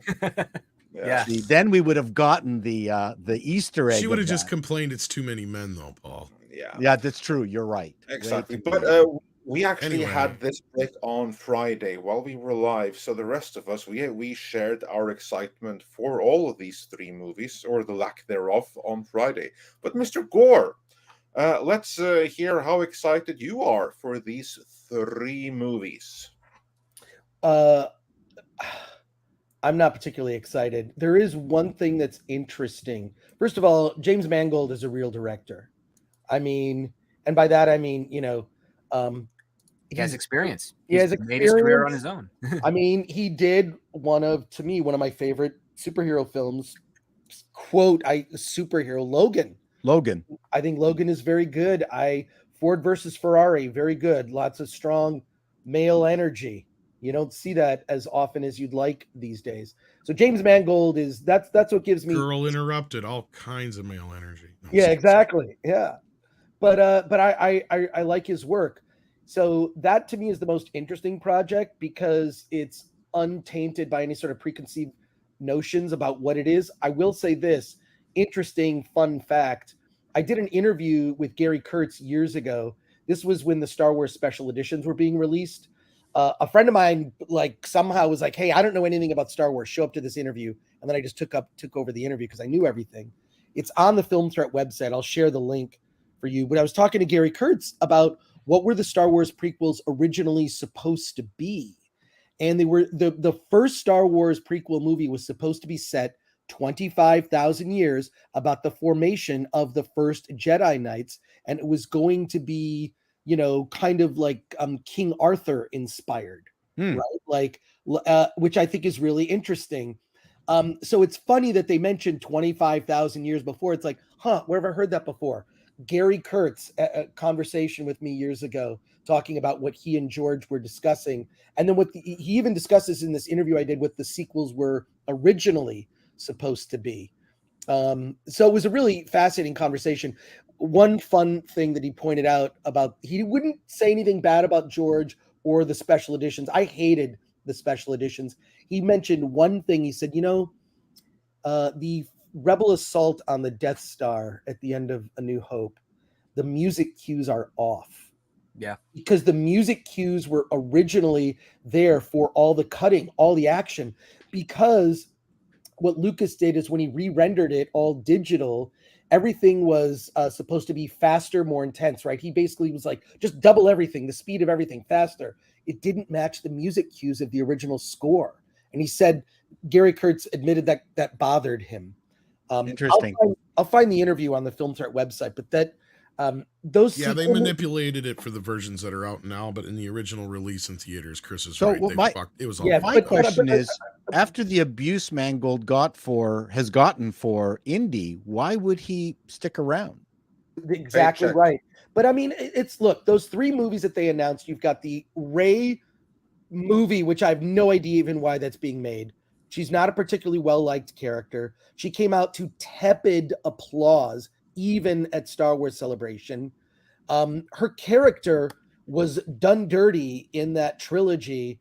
Who were her parents? We never met them. No. There was never any closure to her being ditched on a planet by her family. There's so many loose ends. If Finn was done dirty, he never had closure with his story arc. I mean, it was Script, you could rip apart the Star Wars sequel trilogy for how poorly all those characters were treated. And I don't think Rey was particularly popular. It was all leaning into the girl boss stuff, which doesn't work. It's not earned. And I think it's also does a disservice to real fans of that character that there's no real journey. It does a disservice to women who look up to these characters that don't have to struggle. And I mean, look, we're talking. She bypassed the plot. Yeah, exactly. You look at Indiana Jones. He gets beaten to crap in the first movie, Raiders of the Lost Ark. I mean, he loses a lot in Raiders of the Lost Ark. In fact, the only thing that allows him to survive is his knowledge, not his brawn. Right. He loses in the end. He doesn't even get the arc. This thing that he's after, he doesn't actually even get it. So I love that. I love, you want to see your characters struggle. I mean, we all struggle in life, so it's something that's relatable. But I don't know. I think the Rey movie is DOA. I think it'll be a Disney Plus series if it even happens. I do think that it'll either be a movie, but it may not be in theaters, is the Dave Filoni directed movie, which is effectively Heir to the Empire. They're going to do Heir to the Empire, but they're going to do it with Disney Plus characters. So it'll be Ahsoka in the place of Luke. I mean, Luke, Han, and Leia may have some cameo in that. It'd be interesting if they got different actors to play them instead of doing the deep fake, which I think comes with mixed results. But I heard they're never going to recast again. They're only going to do the deep fake for the bigger. Okay, well, so they're doing the deep fake. Yeah. I mean, maybe what they did is they purchased the license to their likenesses. They did. Okay, that's interesting because if you know, there's a history behind that. The book Splinter of the Mind's Eye, which was the novel that was supposed to be a cheap, low-budget sequel to Star Wars. If the movie tanked, Lucas had the rights to the sequels.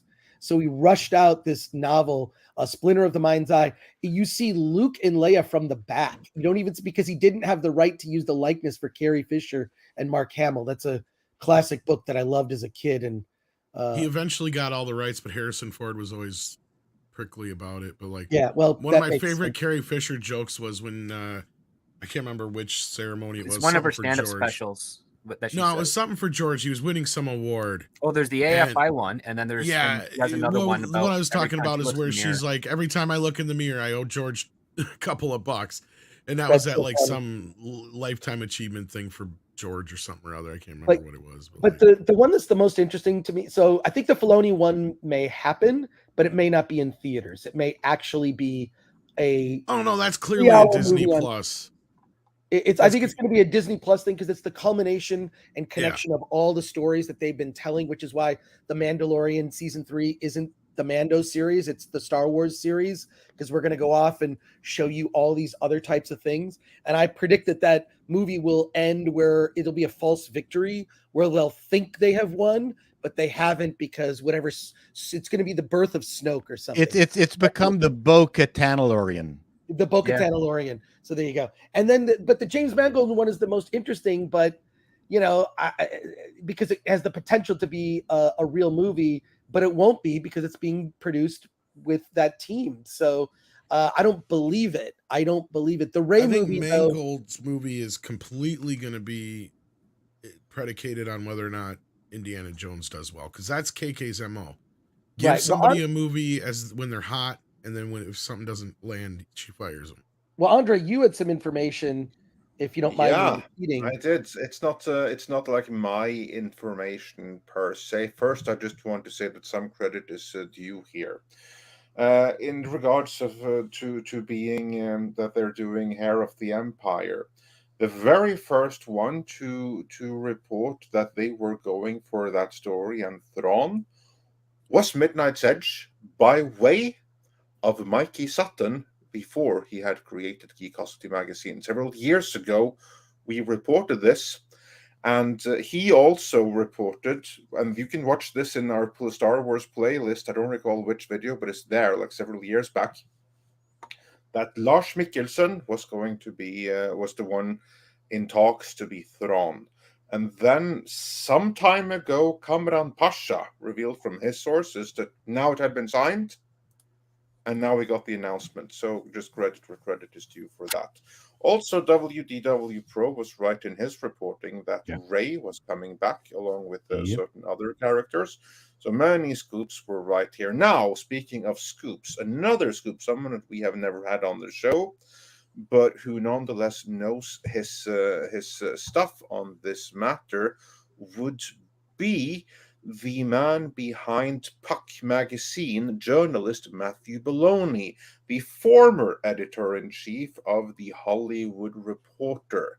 Now, in his newsletter, I have been informed that he recently wrote that these movies, which are now being announced, they are not formally greenlit. Not a single one of them. And none of them are as far along as we are led to believe by this presentation.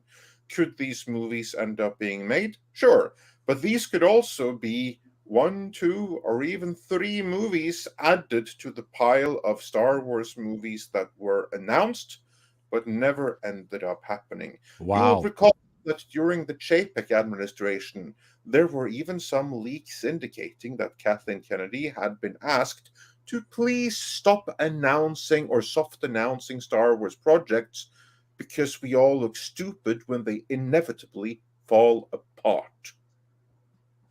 She's Disney's version of J.J. Abrams trying to get that Star Trek 4 off the ground. Just keeps on saying it every couple of months and nothing happens.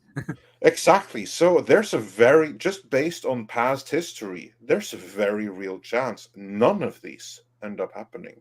I mean, Well- think James Mangold. He was attached to Boba Fett once. That movie never happened. The only one I will stipulate is, yeah, the Mandalorian thing's going to happen. In fact, I'm wondering if they aren't already in the midst of shooting it, because there was footage shown of Thrawn.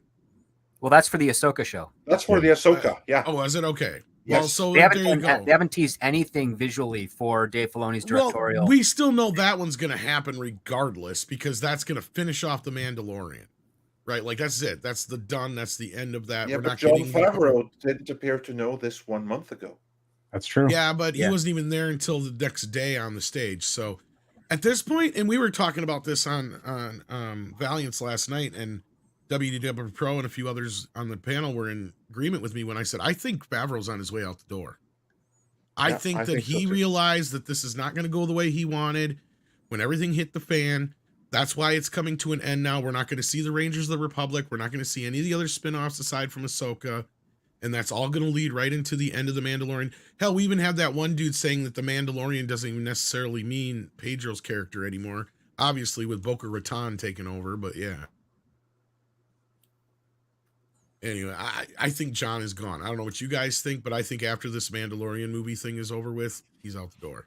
Yeah, I think the last set of shows he's involved with will be finishing off in the next 2 years. So, look, first of all, why is Jon Favreau not directing one of these movies? He's I know, earned right? it.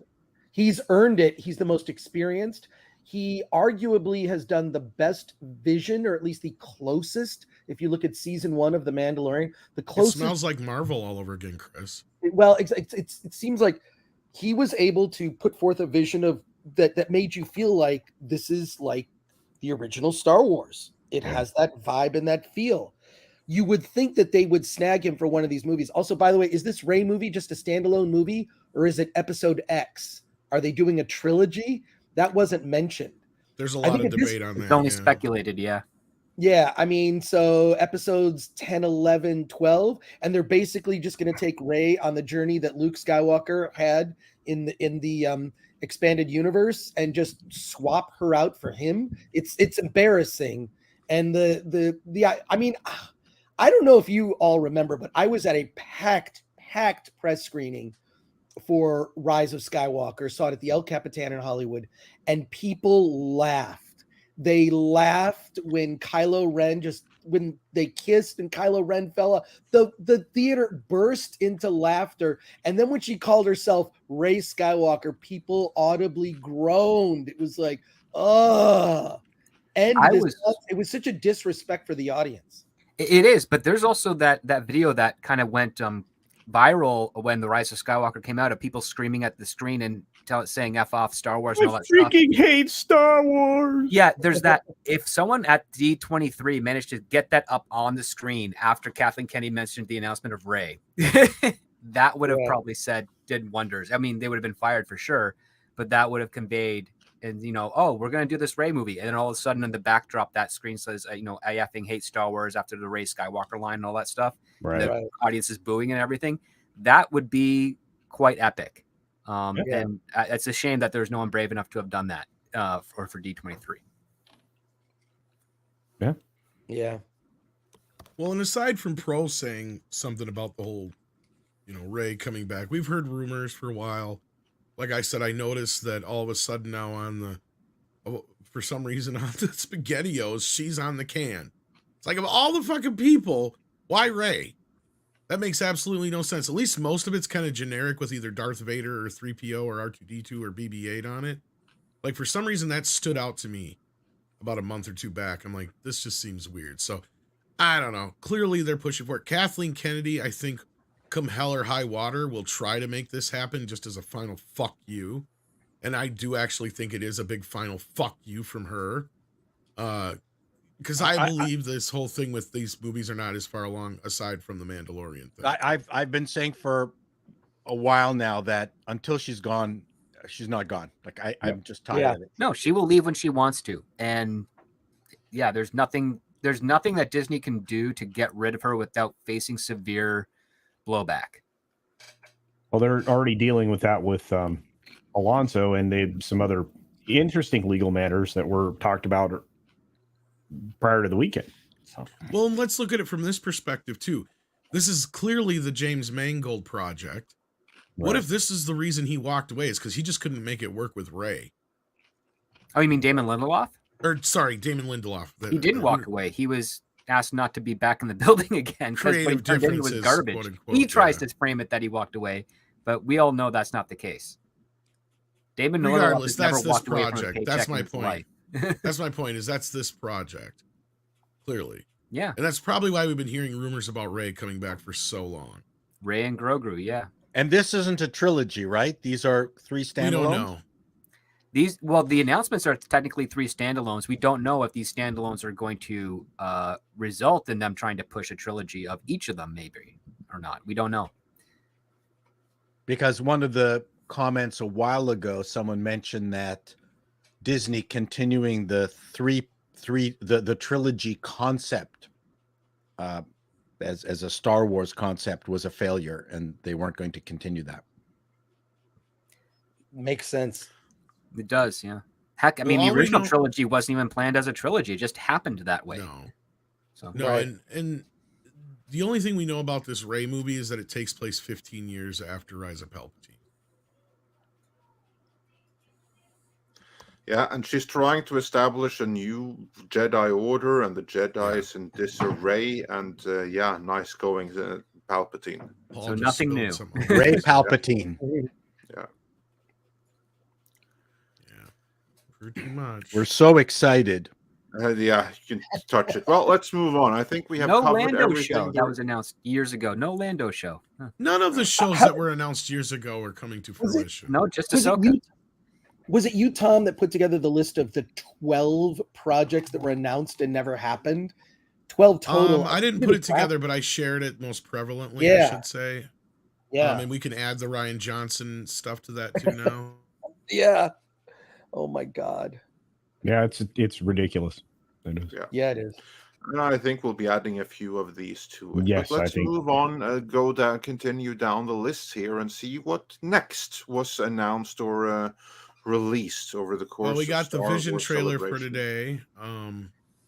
That just dropped here before the show, I think. Yeah. Well, that was bizarre. I sure hope Ahsoka that the trailer? 18 to 35-year-olds with no money really enjoys this list. No, you were talking about like the Visions trailer, right? Yes, the Visions trailer, which was again nothing but girl bosses, and the thumbnail is an angry woman with a lightsaber. Like fuck, like enough. Well, there's like that one chick who come out and who's supposed to be working on something. I don't know what. But she's like, oh, I'm so glad to see that we're going to get to bring some woman power to Star Wars, which has always been more patriarchal. I'm like, what fucking Star Wars have you been watching the last few years? Well, she's an activist. She's well known. The Chibnall chick. Yeah. That's who that was? Yeah. Yeah. She is. The director of the Rey movie, you mean? Yeah. She's the one that took over the Lindelof project. She's a documentary filmmaker from Toronto. Very, very good. But no experience in handling. No experience in fiction. Pardon me? Yeah. No experience in fiction narrative. No, none. Even though she's a documentarian, which some argue is fiction narrative, she has 100% none in scripted fiction narrative. And she's going to be handed the keys to a $150 million movie. This is ridiculous. $150 million is too cheap. It's probably going to be $225. Yeah, or $250. Come on. So my character, she's a powerful leader. She's a powerful leader. Actress. Yes. In a very woman-centered world, which I was very excited to kind of be in that, because I feel like Star Wars is Ahsoka? very like patriarchal. So it was kind of cool to have like this sort of woman. No one watches this. Figure. No one knows Star Wars. So my Is that character, one of you know, the she's people a like the series from the Weinstein show? Acolyte. The Acolyte. Acolyte, I think. Yeah. I don't know who it is. Well, I couldn't tell you. Ahsoka, the trailer is again nothing but it's an Amazon, like not Amazon, the delivery company. I'm talking about Amazon's. It's in nothing but women. 3 female characters talking. Right, and I all still the haven't bad watched this characters trailer. are men. And the one good character that's a man is just a holographic image that's lost because that's some character named Ezra is missing apparently. Yeah. Yeah. My wife calls me just a nothing but a holographic image, especially in bed. But that's a different subject. Yeah, and so in this, and then the visions thing is just okay. That the woman, there's a woman wielding a lightsaber. Okay, another one. Oh, it's a woman wielding a lightsaber, and then this one coming up. Oh, it's a woman wielding a lightsaber. I don't know if anyone talks to each other or this is just part of the princessing of Disney. No, it's standard. You know, go to theforce.net, all their fan films. Every single one is some character wielding a lightsaber. That's it. There's nothing interesting about any of the Star Wars fans films, even though they are varying degrees of quality. Like Troops is the one that stood out because it was the only one that didn't have a lightsaber in it, and it was parody of cops. We don't get creative fan films like that in the Star Wars sphere as much as you want anymore. Even a couple of the Boba Fett fan films that have come out over recent years haven't really been much of anything. I blame the prequels for that mainly because it's all about lightsabers after that. Prequels was the funs with lightsabers. Someone should redo this season of Mandalorian, all the parts that had to do on the beach, and stick in Annette Funicello and Bobby Darin, and they should like have everybody dancing to whatever at the beach. Yeah. This beach party Mandalorian. Oh, that could be done. Yeah. It's the worst. Yeah, I'm the only one that seems to have known that reference from me. Like, no, you and me are the only two. Well, I know not. And usually it's a Annette Funicello. Speaking of which, those were Disney movies. Yes, they were. But anyway, Annette Funicello. Yeah. You know what? It's funny that no one's done that. What else was there to announce, Andre, before we get moving on here? Because I'm done with Star Wars. If there was anything of interest. Mary Elizabeth Winstead, she was playing a live-action version of a beloved Star Wars Rebels character in Ahsoka. For anyone that may care about that, I'm sure someone does. Monmouth actress reacts to Ahsoka trailer. That wasn't exciting. Oh, Andor season 2. You know, the series that apparently is amazing, but that no one watched. Well, we already know it's going to end with season 2. In August of 2024. So not even this year. Right. So yeah, that'll have 0 viewers because everyone will have forgotten completely. Well, at least this time out, we're supposed to get Alan Tudyk, right? Like he's supposed to finally be in the second season. Yeah, but who cares at this point? You have to suffer through season 1 before you get to the good stuff. So Andor, you have the setup in the first show, and then endless walking until episode 3, where something happens. And then you get 2 more episodes of just endless walking and talking, and then the 6th episode, something happens. That isn't necessarily always a bad thing because you just explain the Lord of the Rings as well. But something happens in each Lord of the Rings film, really. I know, but he's not wrong. Like there's a lot of walking and talking. Oh my god. And then Star Wars Tales of the Jedi is getting a second season. Who the hell know what that is? That had a first season? Evidently.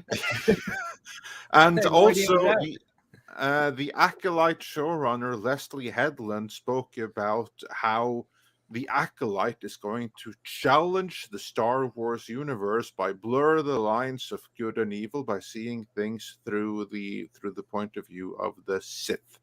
Which makes sense coming from Weinstein Acolyte.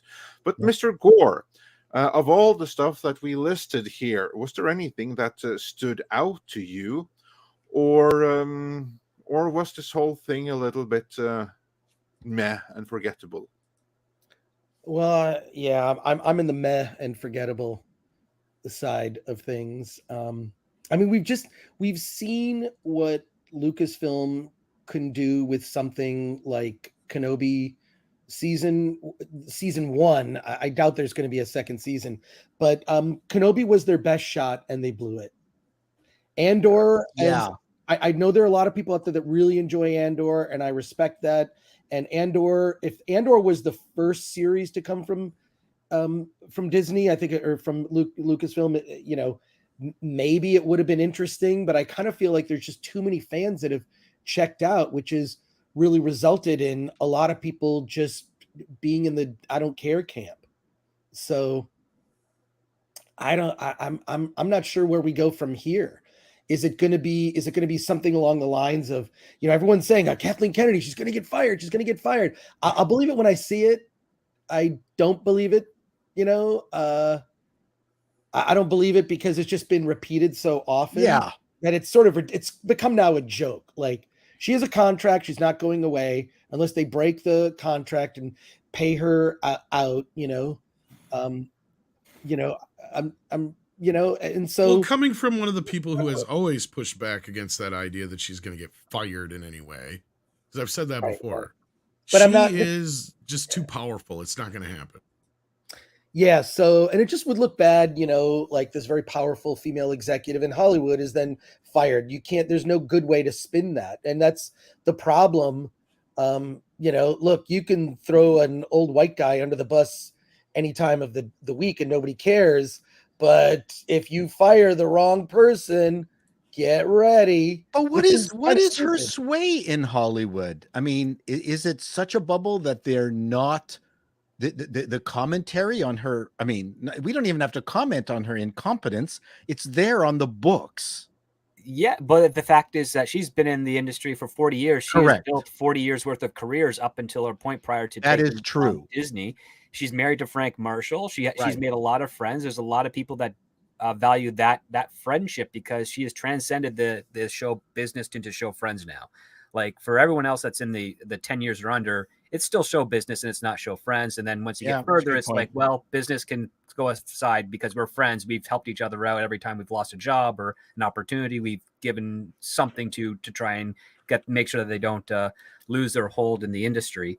And I think that's what ends up happening with Kathleen Kennedy. Again, she's made 40 years worth of careers for a lot of people in the industry. You're right. I don't think those people are going to betray her in any way, regardless of how much she has failed independently with Disney Lucasfilm. I think, and don't think she don't demand loyalty.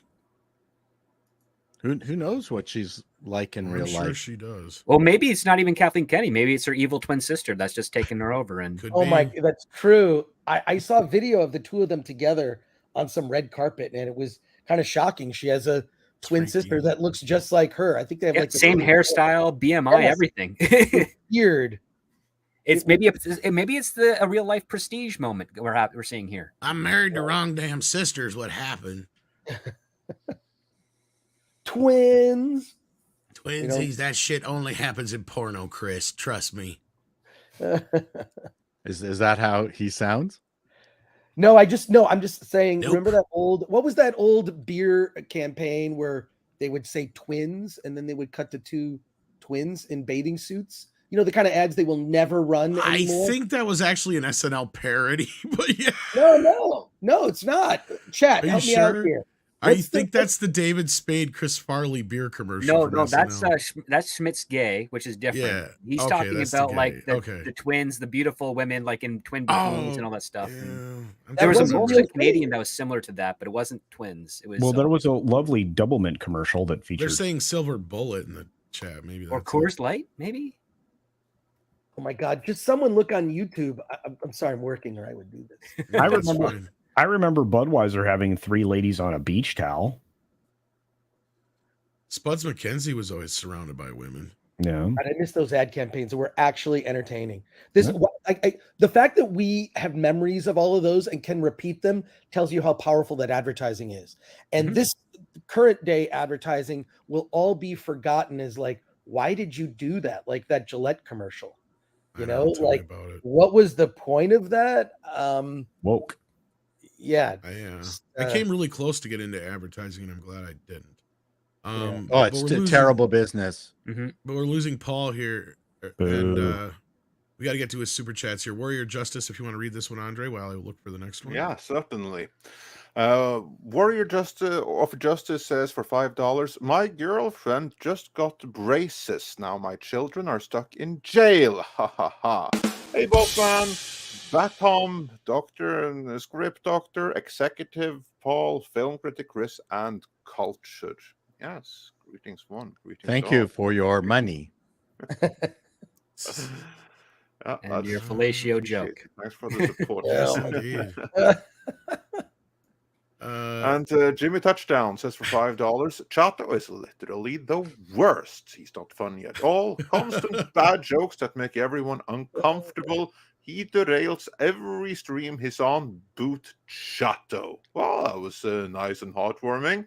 But I'm completely in agreement with him. And Jimmy Touchdown also says for $2, Chato, don't you have a Passover dinner to go to? Oh, everyone's on me. Wow. Same guy. Wow. Same guy. Same guy. He spent $7 to talk to you, Chato. Yeah, he spent $7 to heckle you, though. Hey, Yeah, that's okay. I'll take the money, or on for your the behalf. Yeah, and also I look forward to having you back again for the 100K celebration, which should be any moment now. You're like 300 away or something. It's hovering. I'm kind of stuck here, but that's fine. It's hovering. It's hovering you like you do when you're at a gas station toilet.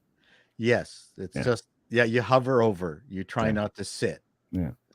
No, I'm very happy where I am, and when it happens, we'll celebrate. So. Yes, and I look forward to it, and so does everyone else. Well, thank you, Six. That's for $5. I love you, Paul. So yeah. Well, I enjoy what I'm doing. The last sketch I did with the dad coming back after 40 years, and yeah, that was great.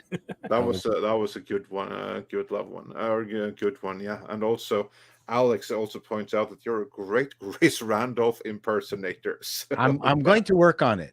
Yeah, and loads of love on the chat for you here. So, Paul, thanks for joining us today, as always. And Black Saber even says, I'm running out of burner accounts to subscribe. So yeah. He's doing his part. I very much appreciate it. Yeah. Thanks for having me on. Yeah, thanks for joining in. We'll see you again on Wednesday. See you on Wednesday. And take care of yourself. I just have, if you haven't seen it, I just posted a video called End of Men. Huh? So watch that. Be here or be dodecahedron. That's what I say. All right, perfect. All right, thanks for joining us. Bye, Chris. Bye, everyone. Bye, Culture. Bye, Tom. Bye, Andre. Bye, Script. Talk to you later. Unfortunately, I got to run. Chris. Yeah. Oh man. All right, let's see what we got for you, Chris. I know there's a couple here at least. Okay, cool. I'll wait for those things. Try to grab as many as we can before you got to run. Yeah. Back to the top here. Sorry. Chris. Looking for Chris. Here we go. Marksman 11-7B, if you want to go ahead, Andre. Yeah. Chris, to quote Arch, wokeness is BS, not an ideology. I would agree. Yeah. Arch is a wise man, fellow countryman man whom we had here last week. Clips of that is in live archives. Then Mad About Hatter says for €5. A question to all. Your favorite film or series to come out of Britain? And hello, Mr. Cultured Casino. Chris, let's begin with you. Your favorite film or series to come out of Great Britain? Oh wow, that is one of those impossible questions to answer. I mean, various different Monty seasons Python. Doctor Who, Monty Python. I grew up watching Monty Python when I was a kid and loved it. That informed a lot of my sense of humor. I'd probably have to say, if I had forced with a gun to my head, forced to answer, I'd say Monty Python. But I mean, look, Benny Hill was great because boobs are great. So there you are. All right, Culture, gun to your head. One movie and one series best to come out of Britain. Blackadder and Time Bandits. Script? I'd probably say Monty Python and the Holy Grail for movies, because that is a brilliant one. And for television series, there's a lot. There's Red Dwarf, Doctor Who. Keeping Up Appearances is actually quite funny for a basic sitcom. Yeah, I'd probably stick with those. Yeah, that's for me. Movie, Life of Brian, series, Blackadder, Allo, Allo. I'd put Allo, Allo on number one, but also lest we forget the young ones.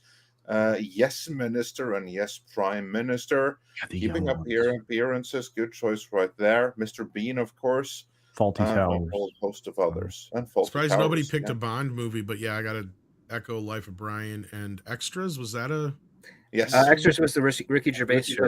Yeah, I was going to say, I thought it was produced for... Yeah, I thought it was better than his Life is short to that, or to Life's too short with If you would have asked this question to me 8 years ago, it would have been Doctor Who. But this is the problem with modern bullshit now. And I think that's all I got for Chris that's specific. If I find any more, I apologize, but I don't have 6 today, so I did my best. But thank you, Chris, for being here. Anything to plug on your way out the door? My movie, Attack. Yes, we got a trailer. That's right. Yeah, trailer. Hopefully you can put the link in the description. Yeah, already have. The link for the trailer is in the I actually have the trailer ready to play here if you want. Oh, you can play. It's just some quick info on it. The movie comes out 2 weeks from today, April 24th, which is the 21st Can I get a anniversary. link already? Jeez. Which is the 21st anniversary of G4 TV. You can pre-order it now on Vimeo on demand. Yay. We are doing a mini theatrical run at the Frida Cinema on Friday, April 21st. You can get tickets to see Attack of the Dock in a theater. I know a bunch of old school G4 folks are going to be there. It's going to be something of a mini reunion, and tickets are on sale to the public. There's a 5:30 screening, 8 p.m. and 10:15 p.m. I'll be at all 3 of them doing a Q&A, and then there's going to be a little after party at a bar around the corner to be revealed at the event.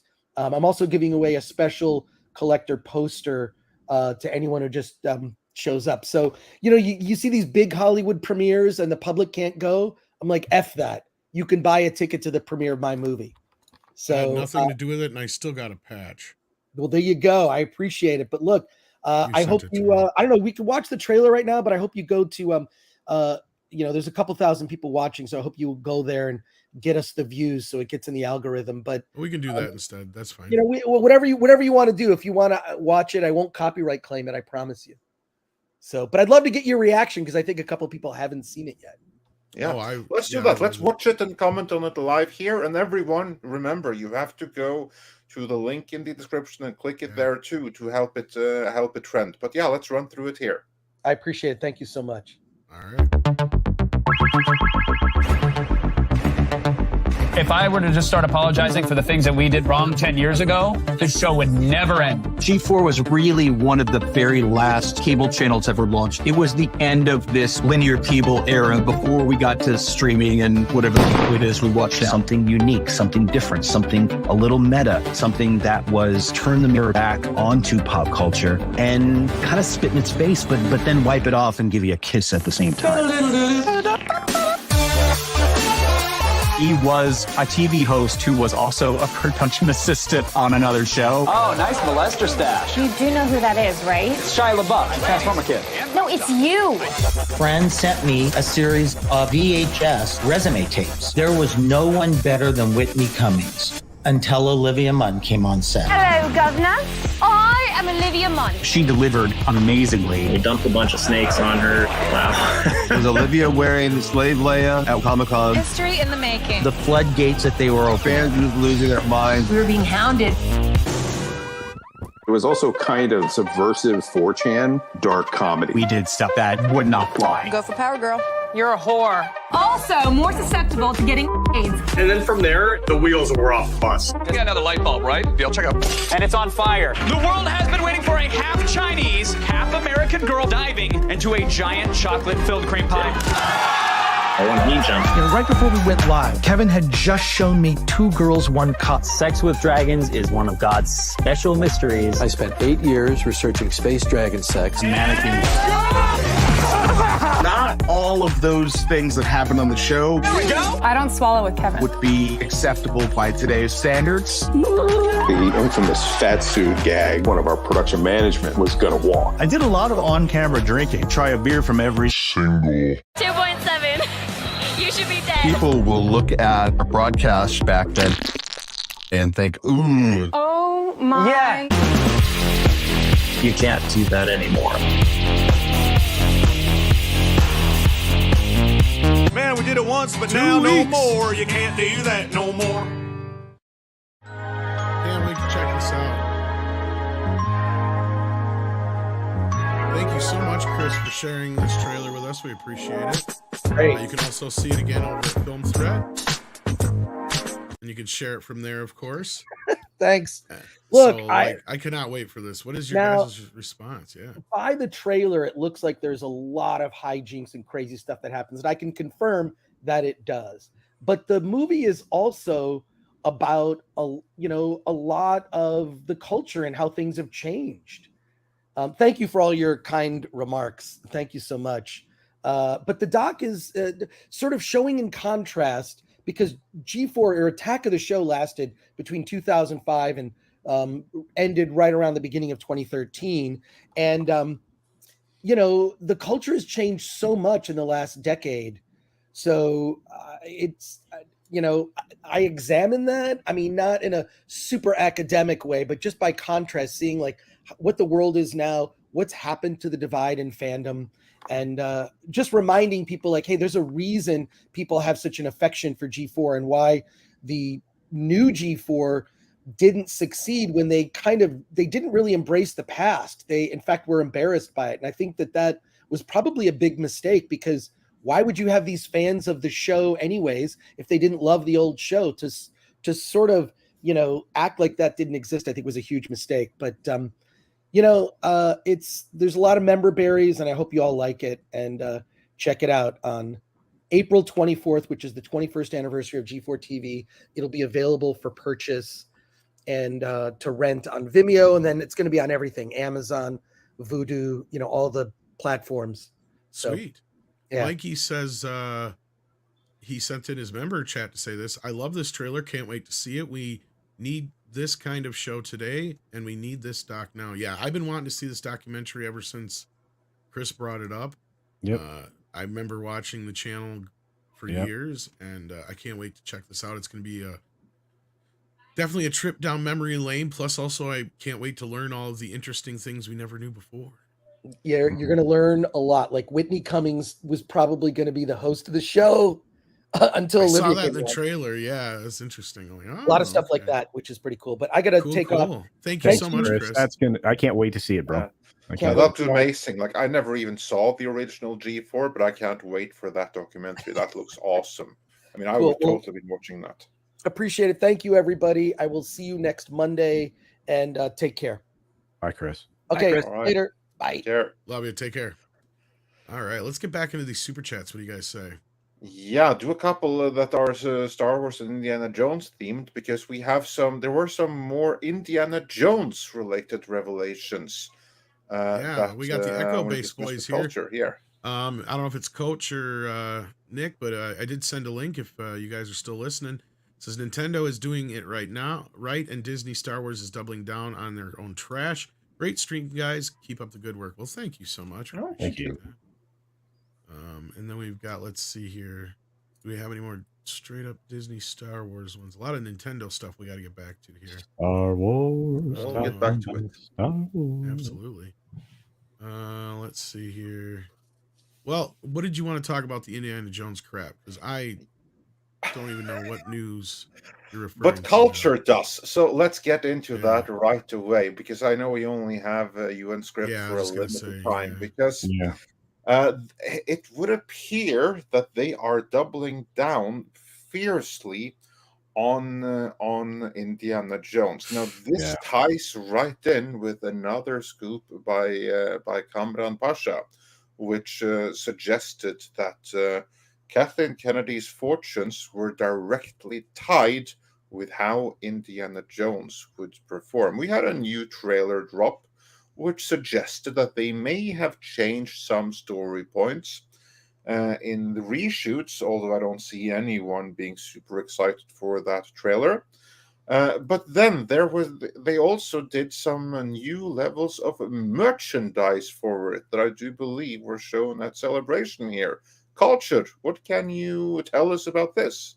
Well, okay, so first of all, you get a lot of Indiana Jones in your Star Wars Celebration, but that's, again, as you mentioned, because they're pimping out anything that has to do with Lucasfilm and trying to rehab a legacy that really doesn't deserve it in Kathleen Kennedy. Well, they came out and released the previews of some action figures that'll be available from Hasbro pretty soon. They were actually shown at the Star Wars Celebration. This is the one that Tom has pulled up here. I would say that is more than a little bit desperate, to be fair. You also have like the figures themselves of both Indy and whatever character Phoebe Waller, whatever person thing is Bridge, Phoebe Waller Bridge. Yes, thank you. Yeah. She's a wall or a bridge. All right. Anyway, she this is it right here. This is from the Hollywood Reporter. Lots of interesting things revealed here. As a matter of fact, that this writer doesn't understand that decades is referring to more than one decade, and it hasn't been 2 decades yet since we had an Indiana Jones film. But I'll set that aside for another time, because Crystal Skull, apparently you will be able to take something from each of these characters in the set that will form something from form the Skull Temple from the previous film, which we know everybody loved. But there's all kinds of exactly. Yeah, these are their equivalent of black figures. Let's just say it that they're Black Series figures, and I'm not excited about it. You can actually pre-order these supposedly in advance. I'm trying to find in the story where it says that they will retail for $24.99, won't be available until fall. So if you want to pre-order it, you can start doing that on April 13th at 10 a.m. Pacific time on Hasbro Pulse if you want them. But Tom showed kind of what the things, the overall packaging looks like and all of that stuff, right? There's your Indy Cobra pose. And here's your Phoebe. Yeah. She's just gonna is this for the retail market? Yeah. Because I can see like more videos, kind of like how you could like build towers or Rostico and they were collecting dust and everything like that. I can see this happening with the toy of Phoebe Waller Bridge, and I guess it's accurate. But like the way that there you go, Tom. That the way that like her trousers are like hanging down and almost falling. Yeah, I got one already from Kenner. Yeah. And I'm not a big fan of the diaper pants look on the new action figures. That's all I can see. Yeah, I mean, if you look at her diaper pants, I mean, that is not flattering area there. Well, I do believe that Disney's interpretation of beauty is that the traditional one is deeply problematic. So you need some more plain looking people wearing diapers, I guess. So apparently in the new film coming up, Indy's going to hold a flashlight a lot because that's the primary accessory they're showing here. Look at that flashlight. Yeah. I'm just disappointed. Like I said, you're going to be able to assemble a larger item, the Skull Temple. Again, that's from the previous film. So why? Well, Tom's playing. Maybe they travel back in time to it or something again.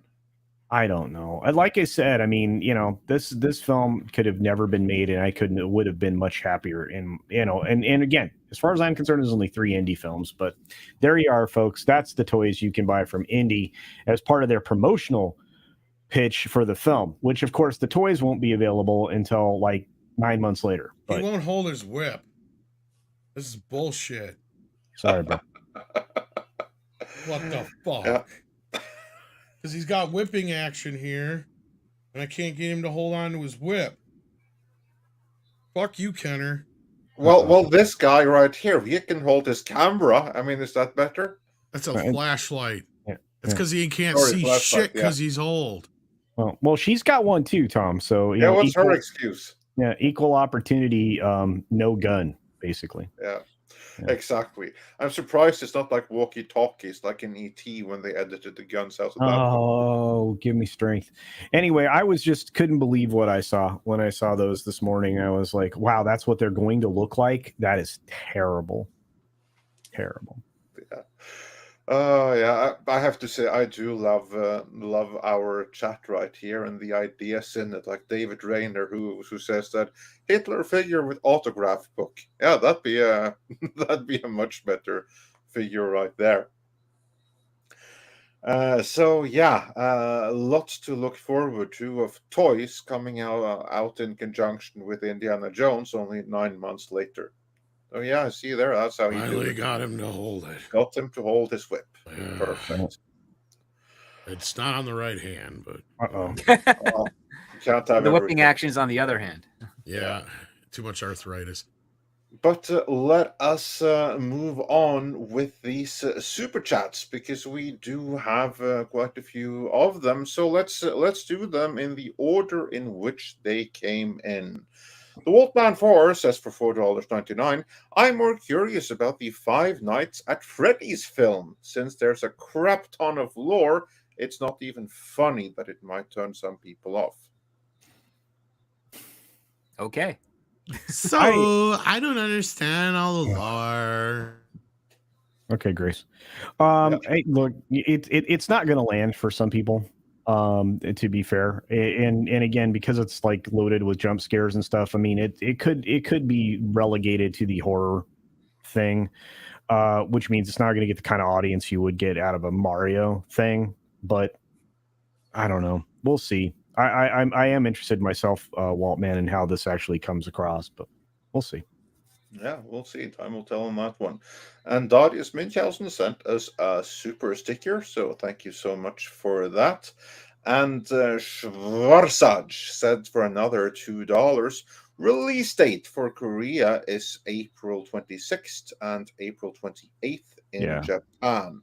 So yeah, expect a huge bump for the movie at the box office right then. And I do believe that's going to translate into TV spots that's going to try to bump it up a little bit here as well. And remember, Guardians of the Galaxy ain't out yet. So it still has plenty of time to completely dominate. Then Lordstar95 said for $5, it's so hard to see these once great companies that I grew up with since the 90s to turn almost everything I love into nothing. It's pretty sweet, isn't it? Yeah.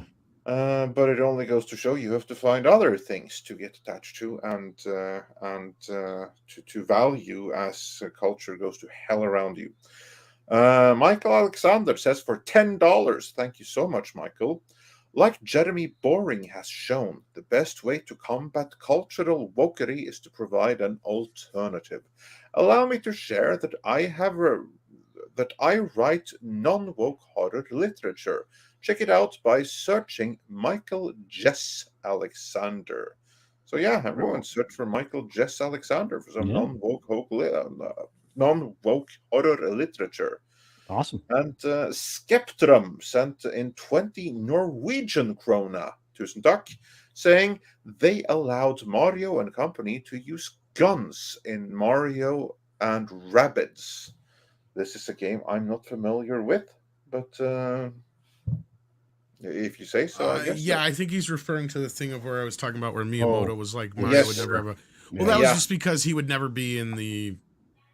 Because the game was like trying to emulate like medieval times, and he just couldn't get his head around that. Yeah, he's like, you know, they're modern. They live in the modern day, and they're Mario players. would be using a mace. A mallet is what he said. Yeah, he goes. Yeah. He would use a mallet like he did in Donkey Kong. Yeah, Exactly. Mecha J says for $5, Miyamoto has said a while back that he wanted Nintendo to rival Disney, and so far they're on the right track to do so. Yeah, I should say so. Especially in the way things are going. Yeah, but now they got to keep it up. That's the challenge. I mean, they're off to a good start, but now it's the follow up. Then Kamchi says, I hope they will change the writers, maybe Seth Rogen if possible, as they may been the reason the near disaster since they did that show on CN. Cartoon Network. Cartoon Network, yeah. Seth Rogen isn't, I don't think he's one of the writers on Mario. He's just a voice actor, if that's what you're referring to. But Ninja Turtles were fucked. Magician Sapphire says, if we get a full Nintendo cinematic universe, I want it all to come together as a Super Smash Brothers movie. We got this earlier, but yes, indeed. Yeah. Thank you so much. Whoops. And then we've got Samurai Vader who says, look up Star Fox The Battle Begins by Nintendo. Yeah, probably a good place to start. Yeah. Valiant Renegades in the house says, consider Demon Slayer's 386 million box office in Japan alone, scaled for population variance. That's bigger than The Force Awakens in the US. Now think Mario. Oh, yeah, that's the only movie that has a chance to do that again, right? Absolutely. I see Japan opening to 100 million by itself. Yeah. That's plausible. Yeah. It's a big deal. I think so. Yeah. Forget about the Chinese box office. Japan is going to be the big one here. Well, it's funny because I think it did already release in China, I'm pretty sure, and I think it earned less money than you would think. I think it finished in 4th place this weekend for some reason. I'm not surprised. I would have been surprised if it had done more. Yeah. Chris Hill says, get Dimitri Monroe on topic of the awakening of JP video game companies. Of Japanese video game companies. Yeah, because like the infection is spreading there too, apparently. They're trying to stop it, but and the biggest problem is they keep putting in influential government people that are on board with this garbage that think it's going to be a way forward. And really, it's just going to aid or add to the population collapse they have in that country. But that's an entirely different geopolitical. Yeah, exactly. I mean, yeah, that's a different topic altogether. Yeah. But if there's one country that can't afford any wokeness, it's Japan. Yeah. And then we've got Dash Attack, who says, I know you guys aren't as knowledgeable about games, but Nintendo has done modern audience stuff with recent games like Fire Emblem, AC, and Splat 3. Are those Nintendo made games, or are those games made by a third party and just released on Nintendo? Well, that's the question. And no, I'm not very knowledgeable about games, and that's why I asked that. Yeah, again, I'm not pretending any knowledge I don't have.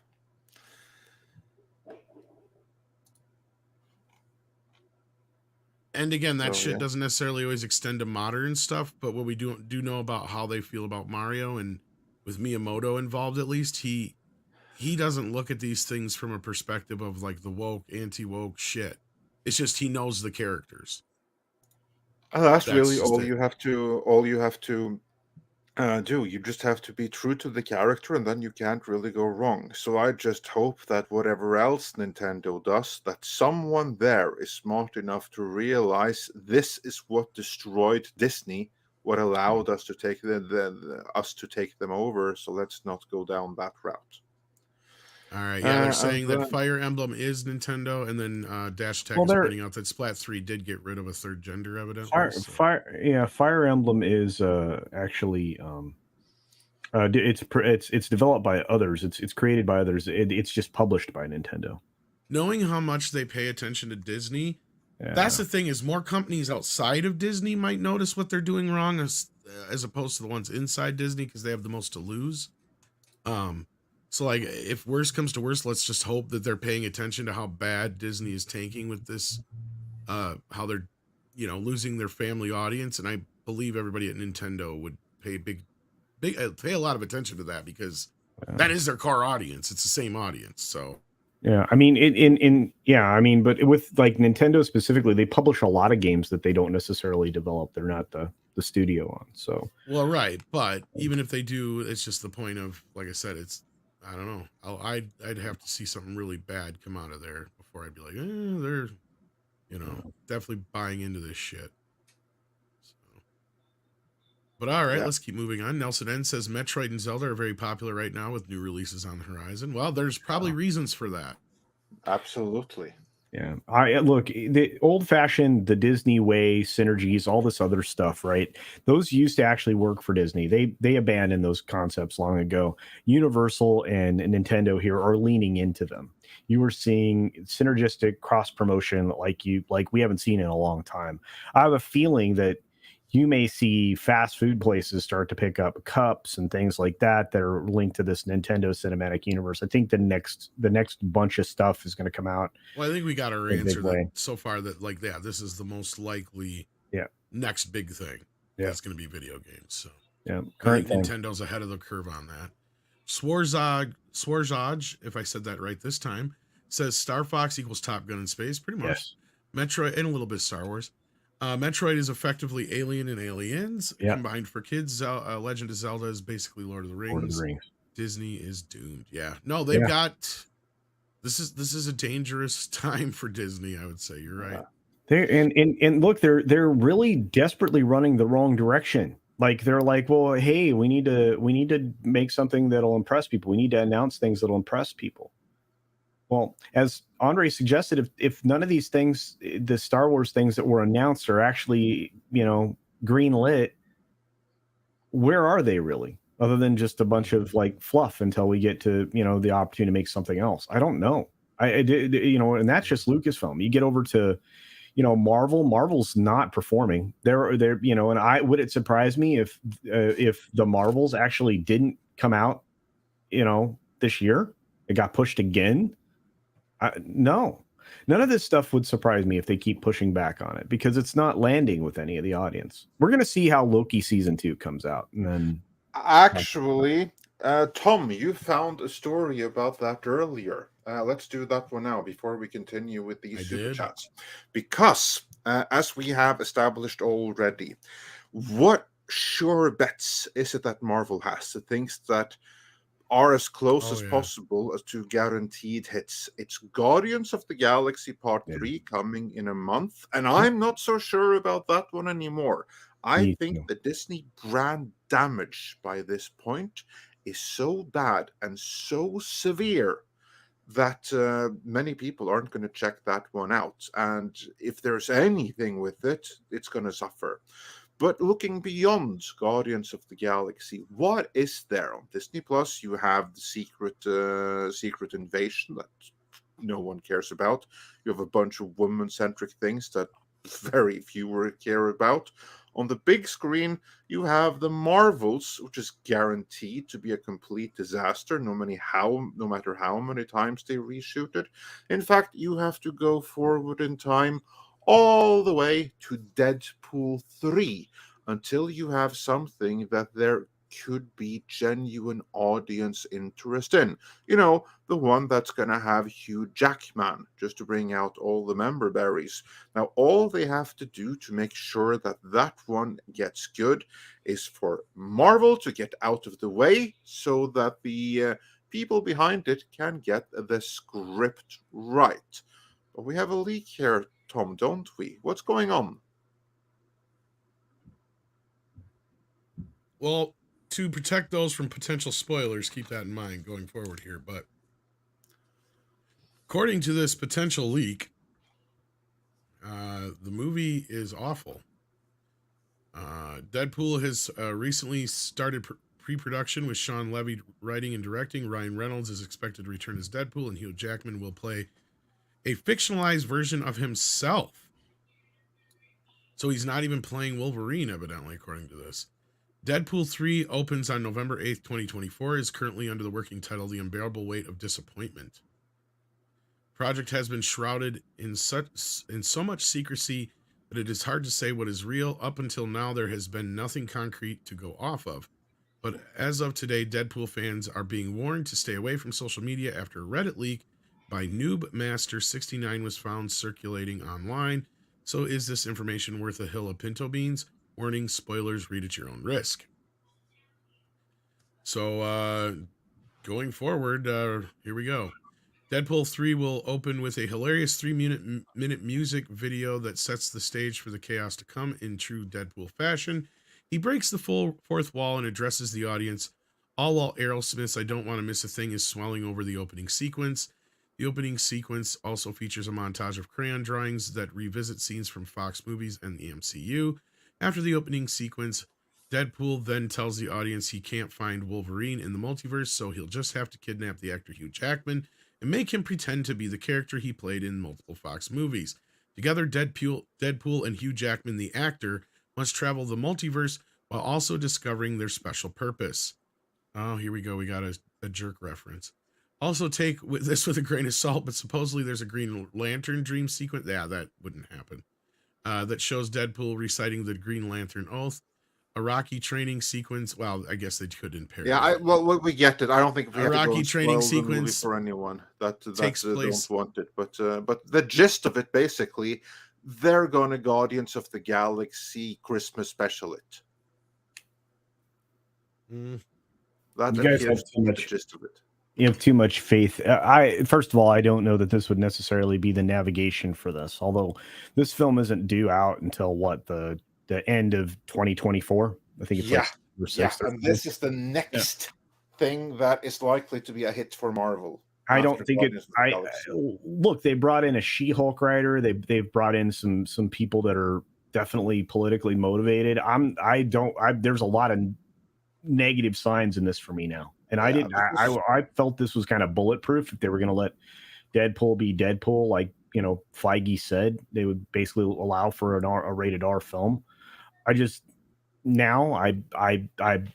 it. I'm doubting. I heard about this movie. I heard that the two writers that have always been there, that Marvel didn't want them, and they brought in their own team to write a draft.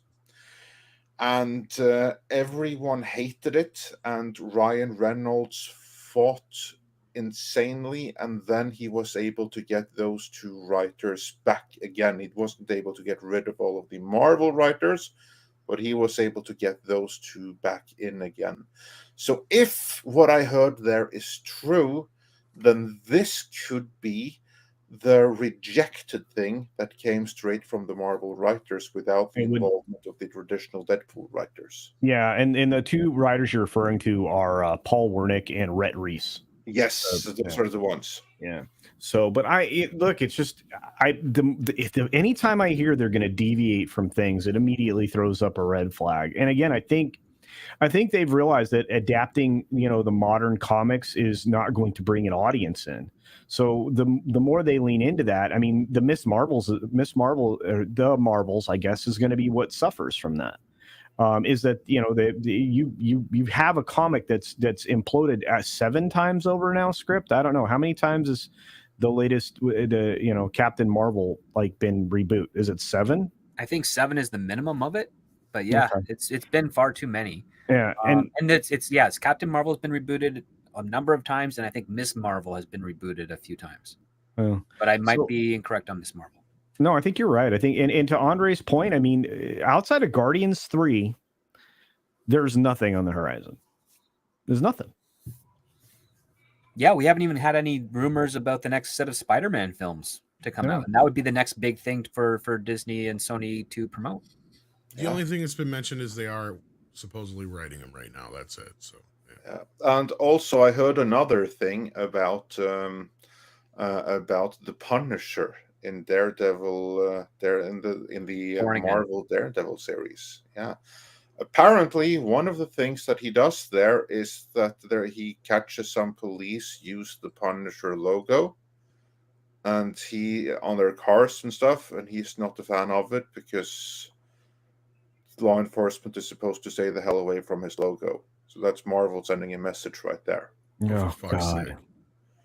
I am surprised that if that is true, I don't know that it is, but if it is, I'm surprised that Bernthal would agree to that, because he's made it clear how important it is to him that his Punisher appeal to military and law enforcement.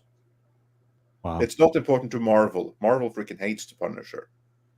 But it is important to Bernthal. So, that has me nervous. Do you think Bernthal would be able to walk away if they change the tone? No. Shit. He's contracted, probably. Well, Well, here's the thing: is that a lot of people have messaged me and said certain things about Deadpool 3, and they were worried about it and this and that now because it's under Disney. To be honest, I said I was worried about it way before then, because if you rewind back to our Deadpool 2 review, I was one of the only people who really didn't like it. I didn't care for it at all that much. Like, there was a few moments and stuff, but I gave it a pretty rough review. I thought it was mid at best, but I thought it deviated too greatly from the original film. But it all comes down to what they choose to adapt, and I think that again, you're adapting failed comic books. You're gonna have a failed audience. I mean, the audience isn't going to show up to things that they didn't like when it was in print. I mean, I'm not. I mean, it's just. It's infuriating. I'm watching these stories get destroyed in real time that they had decades of stories to adapt from, but they're choosing, this new, different, woke set of books, and it's backfiring.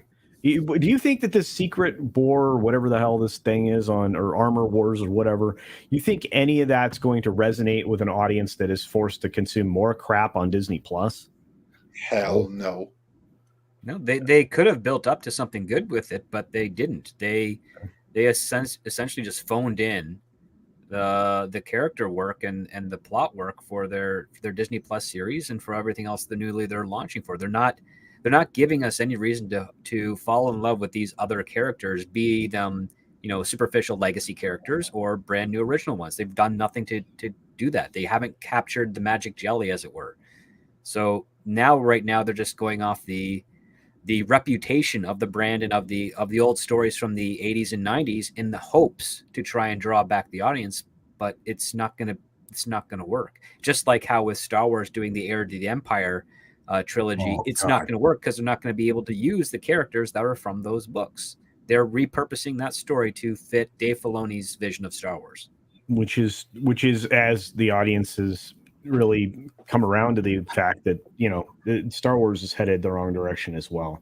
Like I said, there is so much evidence here of so much mismanagement by the people that Iger put in place during his previous tenure, and now he's doubling down with that same group of activists that are making these entertainment enterprises valueless. That evidence is stacked up to the point where he should no longer be in charge of Disney. He should not have been brought back. If they really are worried about bringing in somebody for a succession plan, they really needed to go out and find a visionary and a financial mind, because Disney always runs better when you have a really qualified financial person holding the purse strings and an incredibly talented creative. That's when Disney's at its best. Yeah, that sums it up pretty nicely. So let us, with that, move on with these super chats. Next up, we had Magician Sapphire, who said for $5, I can honestly see the second film franchise being Zelda games, or maybe Donkey Kong and the Donkey Kong Country games. King K rules Supremacy Boys. Or,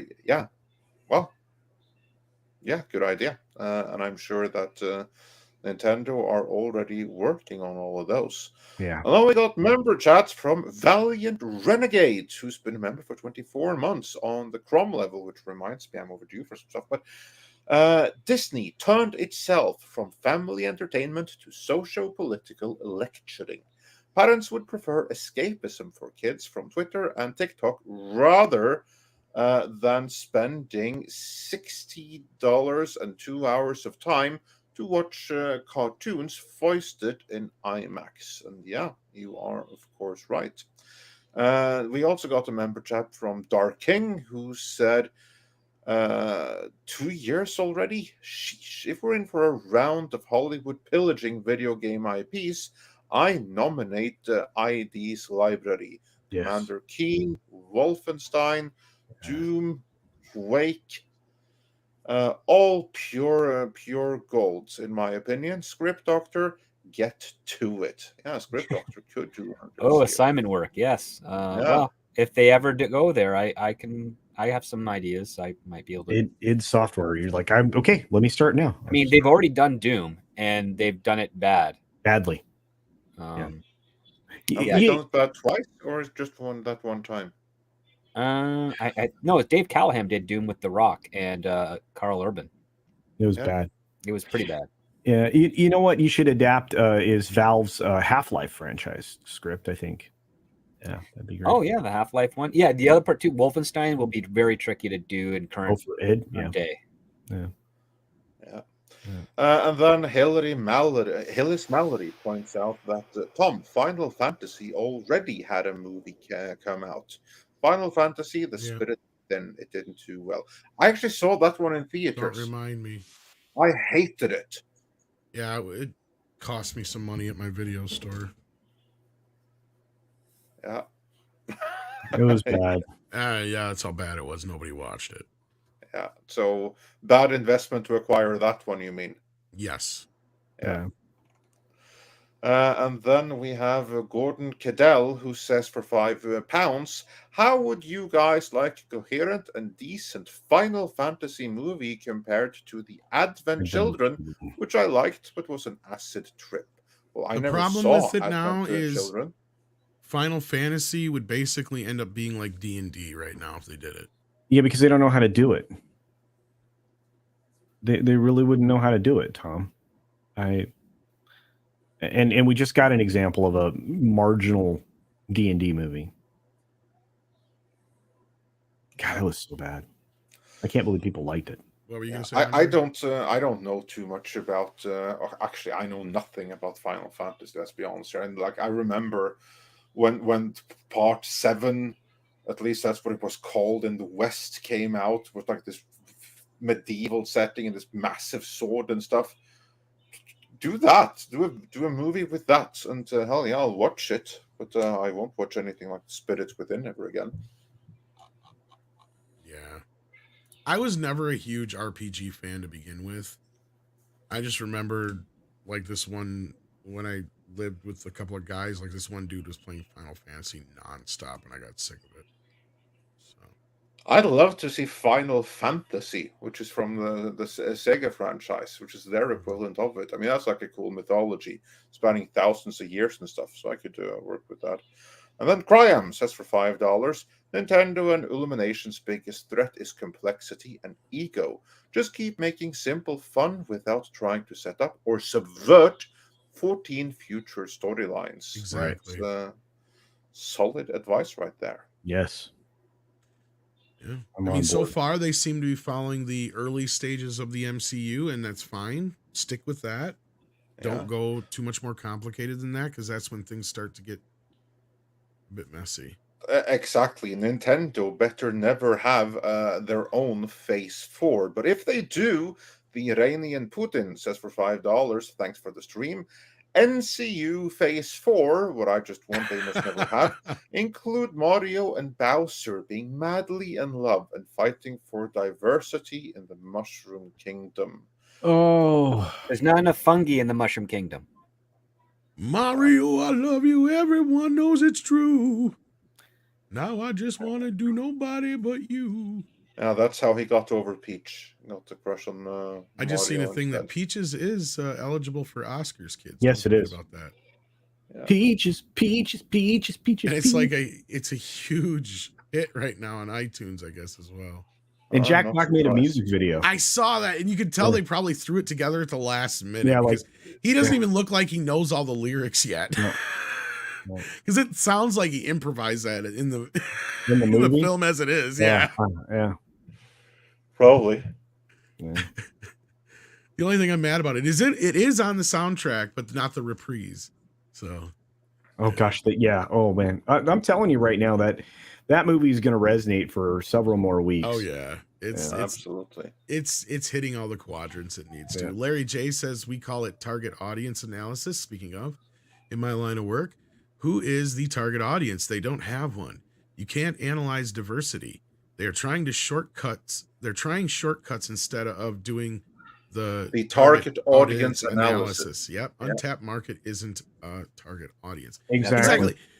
And this is kind of what I was getting at earlier with some of my examples of like Ninja Turtles and stuff like that. Like going into that movie, there was a lot of people who clearly had no idea what Ninja Turtles were. A lot of parents who had never really sat down and watched the show with their kids necessarily. And they made it accessible to both, and that's kind of what Mario has done here. Exactly. And congratulations on properly spelling in terms of diversity, analyze. Thank you for that. Appreciate it. He said anal. But like I said, I mean, it would be fun to have a conversation with Larry J, because I would love to know, what everybody's doing wrong right now, like Bud Light and obviously Disney. They're going after low-hanging fruit. But there is none. There's no fruit. That's the thing. They don't realize it's not there. It's illusionary. Yeah. Okay. Fair enough. Well, we're losing script and culture here. Trying to find any specifics. I know there's at least one or two for script. Yeah, script is popular. No, I'm not. Yeah, you are. You're both popular. Like no show is the same without you two. But we may have got to him already. You're gonna be popular. You're gonna be popular. Anyway. But you got like 5 minutes left, so let's grab at least one or two more here. There we go. Taros Blackburn says, it feels to me that people have forgotten that a movie or a show or game could just be simply fun without messaging or a deep plot, just fun. No, absolutely. And I've been saying that too for like we all have, but like, it's just one of those things that, the Mario movie is not Oscar caliber shit, but it is fun, right? It doesn't try to be anything more than it is. Hyperguyver 2 says the Force is fecal. Yeah. That's clever. That is the problem. Gross. Yeah. Well, Hitchhiker, not go wrong. ahead. Hitchhiker 42 says for £2, it should have been called Star Wars Wake rather than Star Wake. Celebration. Yeah, this is true. It really should have. And you have this one, Tom? Sure can. Michael Nemo says Disney in the 40s made films to be artistic. Disney today made films to be profitable. Yeah. Well, I don't know about that. Disney knew what he was up to. That's for sure. He knew that there was money to be made. Snow White was a risk.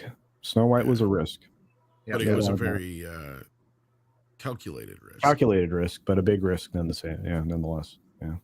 And what he would do is he would use all the shorts in between to work on all of his techniques and the innovations. Thank you. That's what the silly symphonies really were.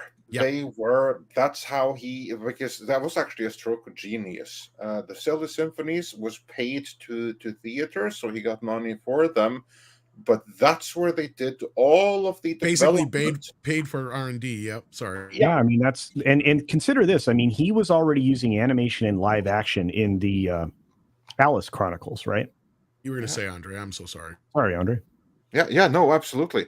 And if memory serves, like the pinnacle of the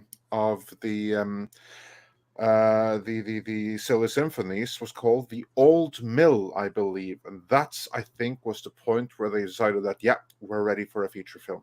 Yeah. Yep, because he had the multi-plane stuff Yep. and all that kind of stuff. The And then, of course, multiplanar, the multiplanar camera was the difference maker. Same thing in between that and Pinocchio was the silly symphonies played roles in that, and then in between there to so on down the road. Yeah, absolutely. So it's kind of a both. It was a mixture of both. Yeah. Don't think that Walt wasn't about making some cash though. No, he formed two outside companies to make sure that he could profit from Disneyland. By the way. And then Tipping Barn says Miyamoto is no spring chicken. What happens once he sadly passes? He is the primary gatekeeper, near as I can tell. There's a few other folks that have been around since for a while. Yeah. The beginning too, but again, yes. We just have to hope that that stays out of the Japanese culture more than he needs to be able to appoint his successor so that somebody that will be truthful. And hopefully there is someone that can preserve the legacy. If not bring it forward, then just preserve what is. But yeah, Tom, you were saying. I was just saying, with that, let's give the guys a chance to plug anything they have to plug on the way out the door before we get back into Super Chats. All right, Culture, you got anything coming up? I'm actually working on a video. I'm going to leave everybody with a couple of lines from a script that I'm working on for later in the week. And it says, Disney promotes misery to kids now. Not entertainment, not wonderment, misery. No one trusts Disney any longer. They actively seek to undermine innocence and infect their audience with anxiety and fear. Wow. They're not wrong.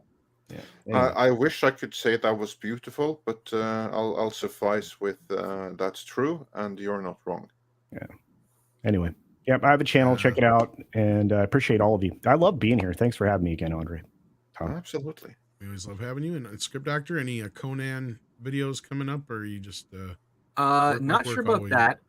Currently working on some projects, but I do have a short, like less than 3-minute video doing a little speculation on Picard season 3.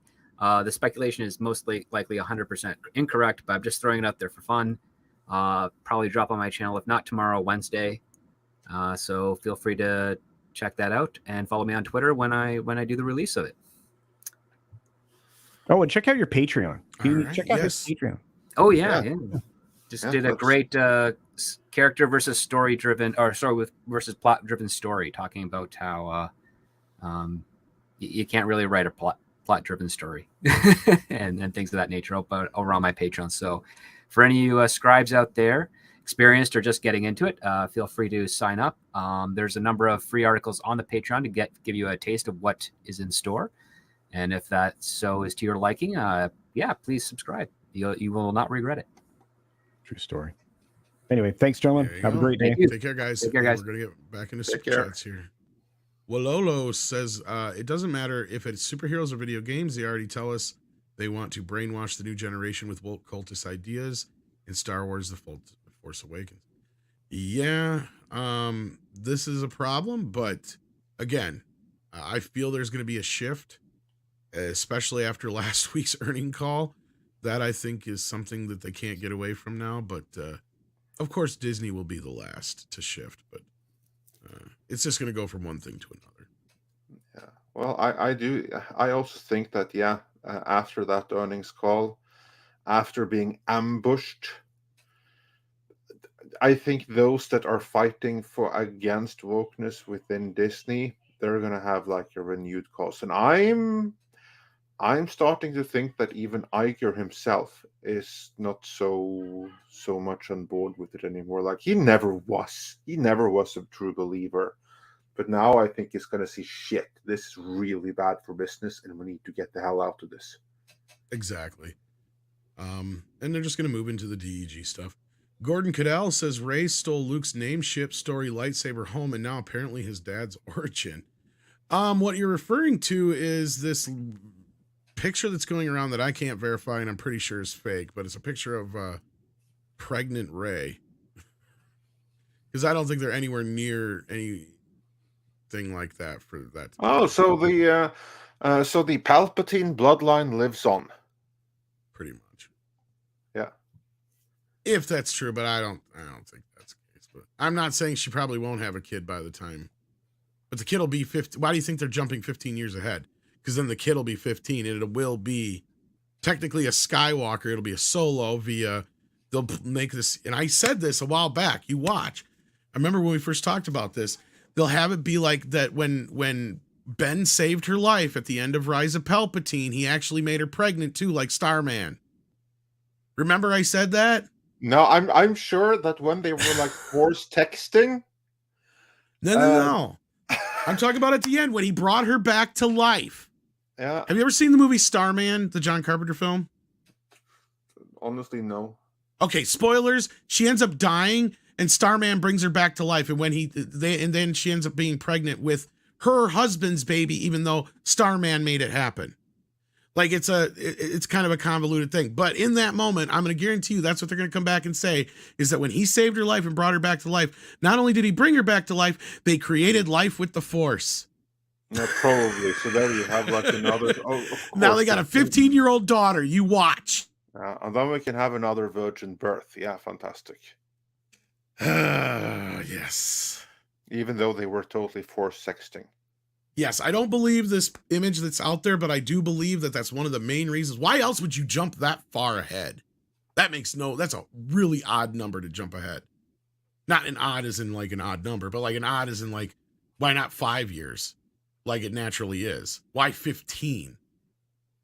Oh, so maybe you can have another child and then you can bring this, because I don't think they haven't paid attention to what we said, and I'm sure that was a big duh on their part when they realized, oh shit, we did just eliminate the Skywalker bloodline. Like, completely obliterated it. Like, there's nobody left. As soon as Ben died, it was over. Like, yeah, so they got to find some way to bring it back. And then they can retcon it into, oh, she took the name Skywalker because she knew she was pregnant with the Skywalker You're child. getting where I'm coming from now. Yeah. Exactly. So they can bring a Skywalker back into the mix. Exactly. Yeah. So with that, moving on, sorry, but thank you. Douglas A. Burton says in Yahoo News article, KK is quoted yesterday saying she had no script yet for the Rey film. There's no way Iger greenlit a Star Wars movie with a documentary director and no script. And you were saying something to this effect earlier, Exactly. Andre. This is what I was saying earlier. This comes straight from Matthew Bologna of Puck Magazine. He also said these things are not greenlit. They're not completed. They're not nowhere near ready to be announced. So this is KK, once again, having learned from JJ, announce things before they're ready, hope to get massive support, and that way try to basically fake it till you make it and force them into happening. Maybe this is her way of trying to tell Iger that, look, now I have announced it, give me the money to make this happen. Because we know from before, she can't greenlight movies on her own, but if she just went ahead and announced them, she could be trying to like force Disney into saying, look, these are my plans, this is how it's going to be, I already made it public, the people want this, although they clearly don't, so let's make it happen. I almost positive that's what happened here. Yeah, outside of the Mandalorian thing, I think that's the case. But we'll have to wait and see how this pans out. With the Mandalorian, I think that's probably, Favreau is out the picture. He decided, fuck this shit, I'm out. And then she decided now. Well, and what they'll do is they'll hide this as, oh no, we said this was always what it was going to be, remember? Because they said it was going to lead to some big event. Yeah. Well, they just Which it always was. They just changed the event. Well, yeah, they just skip past the Rangers and all that other stuff they announced that'll never happen. Yeah. And then we got Chris W. has a two-part message here who says, what if these movies are designed to get around George's rules in canon? Dawn of the Jedi movie allows KK to control the past. Filoni movie allows everything to lock in the sequel trilogy. Yep. And then the Rey movie makes her a Jedi Master in the vein of Luke from the EU, except it is without Luke doing those things. Is it possible, or do I need to adjust my tinfoil hat? No, I think you're close. And I think Andre's about to say the similar thing. The only thing I will shift with you here is go back to what I just said, is they're going to set up a brand new Rey. It's not going to be Rey. Rey didn't work. They already know that. So that's why even though I don't believe the pictures of her going around as pregnant, I believe she will have a kid already by the time, and the kid will be roughly 15 years old. And that kid will basically be and what it'll be is Rey will have not used her force powers in years, and she will now be the teacher, and that will set up this Jedi Academy thing, and that's what it's going to be now. So her kid will be the new Luke, is what I'm trying to say. Or her new daughter. It will be I guarantee you it's going to be a fucking daughter. No way it's not going to be a daughter. But as people are pointing out, wouldn't she be a Solo then? Well, yes, technically she would be a Solo if she's Ben's Force daughter, but it would still be technically part of the Skywalker bloodline. And like Andre pointed out, she took what last name? Skywalker. Yeah. So it'll be Luna Skywalker or something like that. You wait. Luna Skywalker, you heard it here first. And she is going to be... Oh, wait, 6 is wrong. I'm wrong. It's going to be intersex. So yeah.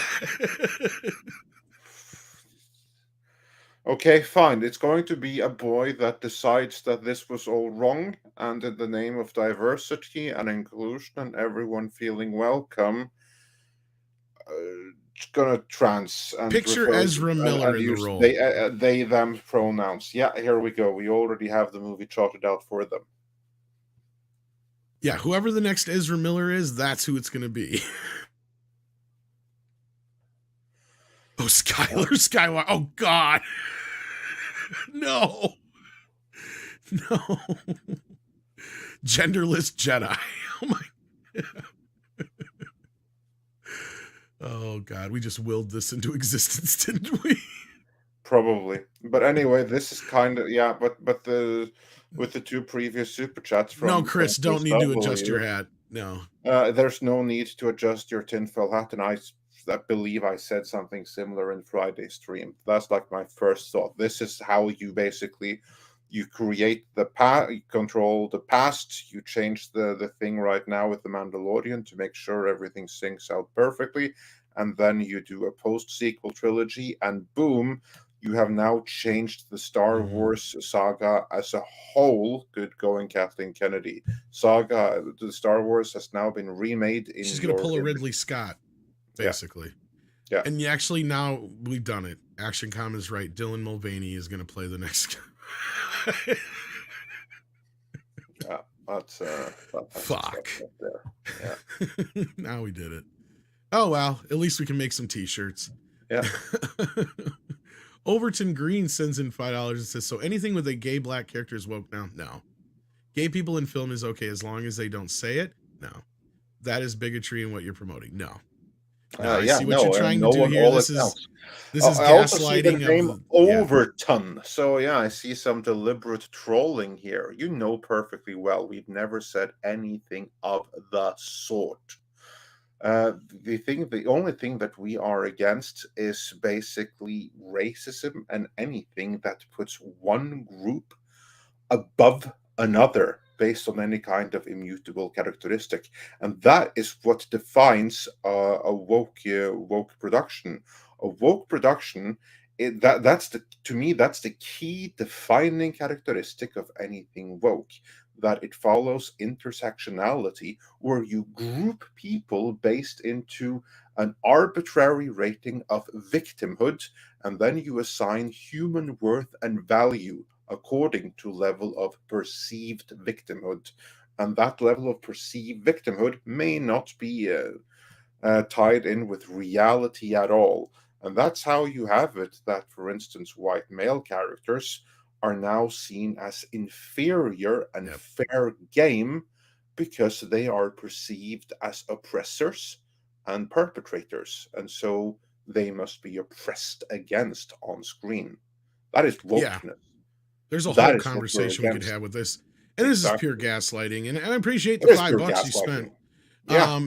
And at the same time, you can rewind back roughly 2 hours or so to a part of the conversation where we had mentioned no less than a handful of productions from, roughly 10, 15 or more years ago that had gay characters and other characters in it that we had no problems with.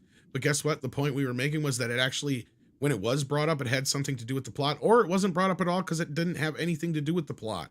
Like I brought up with the Maltese Falcon. In fact, there's 3 characters in there that are technically gay, but they don't even bring it up in the movie. Or you can see at least once a stream a week for the past 3 years for further clarification. So, no, we're not promoting anything. You are misleading and gaslighting and strawmanning and what have you. But thanks for your support. Thank you for the $5. Yeah. Bass player 2011, if he says if Favreau is leaving, I wonder if he is salting the earth on his way out the door. I don't think so. See, no, Favreau... there's nothing he could do to add more salt to what Kathleen Kennedy has already placed there. No. Favreau, sadly, is one of those types who kind of leaves out the door with his tail between his legs, and when they ask him to come back to do something, he'll come back happily, just like he did with Marvel. He knows where the line is, basically, though. So I'm not trying to put him down, because I'll give him that much. He knows where to, stop for his dignity's worth to a point. But this is coming off, at least in the Marvel situation, he came off looking better than he is here. When he leaves this situation, it's not going to look so good because he kind of let it slip out of his fingers, if you ask me. He had the power, he had the sway, and instead of trying to do that, because that's a script was here, he'd probably tell us, well, he tried that already with Marvel and look what happened. Well, and I'm sure that's what made him, so gun shy with this whole thing. But I mean, Filoni basically threw him under the bus with the whole Gina Carano thing. Yeah. Filoni said that was his choice. I don't think it was so much his choice as that it was forced upon him. And now this is the result of. We've been saying this for a couple of years now since, but I think what we're hearing and seeing now is that Favreau has given up. And I think that's why Mandalorian season 3 and Boba Fett sucked so much ass. And what little they did help on Obi-Wan also sucked ass. So in this case, I think it's a lose scenario for Favreau. Yeah, absolutely. So it's the one who ultimately loses here is Star Wars, because Favreau was kind of was the final hope. There's no one left in the building who can save it after him. Filoni, as you pointed out, he's just in it for Ahsoka and his own character, so he doesn't care beyond that. So George Lucas did not do a good job in picking out caretakers. And then we had a member chat from Toxic Manflu, who says She-Wars equals WNBA. It will need to be subsidized, and Disney is out of money. Also, hi Tom, love you long time and cultured. Oh, sorry we didn't get this, but yeah. Those are sorry I missed that, Tox. Yeah, good points right there. And then Jimmy Touchdown says for $2, Kathy Kennedy is a better TV executive than Chato. Boy, Jimmy really does not like Paul. Evidently not. Well, go and subscribe to his channel, and then maybe you'll come around. Best advice I can give. And Whiffed, what's your first thought? Says for $5.50 Canadian dollars, when the Acolyte actor went on stage and said there was no light or dark side, that was pretty cringe. Oh, from what I saw of Star Wars Celebration, I think the whole thing was pretty cringe, from the hosts to even the guests in there. But yeah. Yeah, and they even had that drag presentation too, remember? Oh, did they? I think that was I don't think that was broadcast though. I think that because that was a. So there was a drag press. Yeah, I think Jay had said, somebody correct me if they didn't, but I think Jay had said something on his show Saturday about it. Okay. Well, it would be fun if they had drag story time where the drags were reading High Republic to the audience. That'd be fun. I don't know if that. No, well, what they were supposed to be having was that Star Wars drag show thing, but it was supposed to be its own thing. It wasn't part of the actual. People are saying after hours. Yes, it was. So yeah, I guess Jay talked about it a while ago too. Yep. I thought he mentioned Friday or Saturday when on his show that something about it too. But anyway, because that was the thing they were talking about, I believe, on the earnings call, too, if not. But no, that was a separate thing. My bad. Anyway, Jim Watari says, my Chinese professor in college had a funny Chinese character example. 3 trees meant a forest of trees. 3 women is a symbol for noise. I've heard that. I've actually heard this before. Yeah. Yeah. Pop Culture Apocalypse says, I mourn the loss of Jon Favreau's influence on Star Wars, as do I. It was very short-lived. I think he could have saved it, even though he is a white male. I'm not saying everything he would have done would have been great, but I think it would have been in a lot better shape had they just let him take it over. And it seemed like there was a point where that was going to happen. And again, I blame Bob Chapek for this more than anything. This is his biggest folly, and that was because in 2021, Filoni got some huge upgrade as well, because he was the head of creative or whatever now, and that's where I think he's going to be the one to kind of take over this whole fucking thing when it's said and done now. Probably, and I don't think that's a good thing. He influenced himself into this position, basically. Yes. Yeah, I have completely lost faith in him. Because we have now learned that it was Bob who said, here, work with John, and KK's fine, but he's got to work with Filoni. So to me, that pretty much shows where his loyalty is. Yeah.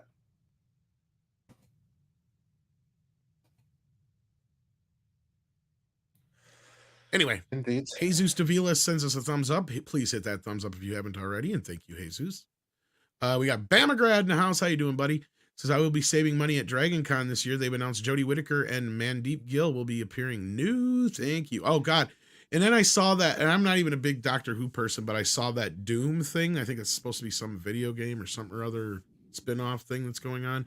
Boy, was that cringe as fuck, speaking of cringe. The character Doom or whatever she's supposed to be. I don't know, but it was cringe. That's all I know. I feel sorry for you fans. Iron Age Media says, speaking of finding new things to value, I'm working to highlight indie creators of all mediums and genres. And I'm currently running a campaign for an indie comics and pulp magazine, Anvil. We'll check that out. There you go. Yeah, well, and thank you, Iron Age Media, for the $20 super chat. That is much appreciated. Indeed. Mad About Hatter says, I have a question. To whom was your go-to actor, actress to go to the movies? Who would drag you in, even if you could forgive the story for being okay? Good question. Eddie Murphy has always been one that I will generally watch just about anything he's involved in. Gosh, I mean, of course, Andre and I are pretty big Schwarzenegger fans from back in the day. Obviously. Yeah, I was about to say if it had Schwarzenegger, Stallone, or Jackie Chan, that meant I was kind of like seeing it. Those were some of the very few that would make me see pretty much anything that they were in just by their mere presence. I had a few more, but I was always like, when I got a little older and because I was always a movie fan, I got more into directors necessarily than I did actors, but I was always pretty good at spotting people who were going to be big, right? Like I could sit there and go, oh, that guy or that gal is going to go somewhere.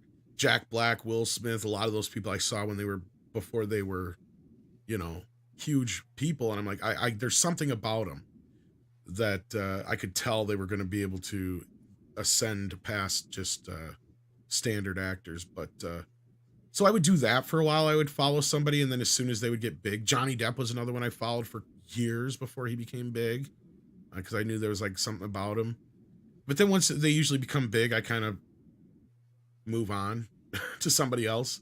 But like, I have my handful, like we just mentioned, Schwarzenegger, Sly, like my Eddie Murphy one. Jack Nicholson's one of those. Sometimes you got to check out most of the stuff he does. Yeah, he makes some cool movies. That's what I mean. And for me also Klaus Kinski, because again he had made some shit movies and some great movies, but his performance was always fantastic. And Walton Goggins. Whenever I see Walton Goggins in a movie, I have to see it because Walton Goggins is in it. But yeah, Tom H hit it here. Like, that's the thing. I'm a kid of the Tarantino age. So like I've never known a director like Tarantino who's been able to knock it out of the park every single fucking time. Like he's batting 1,000 right now, or whatever you want to call 500 or whatever. He's hitting a no-hitter at this point, or pitching a no-hitter, because he has not had one bad movie. He's one of the exceptions. Even like Scorsese has had some stinkers. And Spielberg has not been Spielberg since Catch Me If You Can. So, Brad Pitt's one of those I do enjoy. Like, normally. I see a lot of Tom Cruise in the chat. I see Flash is in the chat. How you doing, buddy? Oh, Jimmy Stewart's classic, but he doesn't make movies anymore, sadly, because he's gone. Oh, yeah, Van Damme used to be one that was a definite video renter back in the day. And Seagal for a while for me. For a couple of years there, I saw everything with Steven Seagal. Never a fan of Seagal, but there was a lot more actors that if I would see them on a video cover, that would be more of an important thing than necessarily going to see. Oh, and Bruce Willis. Can I add Bruce Willis? Bruce Willis, yeah, I forgot Bruce Willis, yeah. Yeah, for a while there. Like, I've never had anyone where like I must see everything, but I have had like periods of time where I've been like, now I want everything that this guy or this gal, that gal. Milla Jovovich for a while. I really dug what she put out between the Fifth Element and up to like Resident Evil. No, but I used to be a big proponent of like, when any of the OG SNL cast would have a movie, I would generally go see it. Like if Dan Aykroyd or Bill Murray is another one we haven't mentioned yet. Bill Murray's a big deal too. John Candy was one back in the day. that whenever John Candy would make a movie, that was generally one. Chris Farley was another one that I would go to every one of his movies. So yeah, there's a few, definitely a few, but it's a great question. Thank you so much. You guys are throwing out some great examples in the chat there too. Matt About Hatter, thank you for the question, and we appreciate it. Kamchi, is that how you say that? It says, I meant replacing the Teen Titan Go writers. I'm sure they need replacing. I've never seen it, but I'm sure that fuck, that show was horrible. I never even seen it. Harrison Ford was another big one back in the day too. Yeah. Kareen's in the house. How you been, Kareen? Says, guys, have you all seen the shit with the Dalai Lama? Yeah. I wish I hadn't, but yeah, I regret. Supposedly he's apologized. Not that makes it even better. That makes as if that helps. It kind of makes it fucking worse.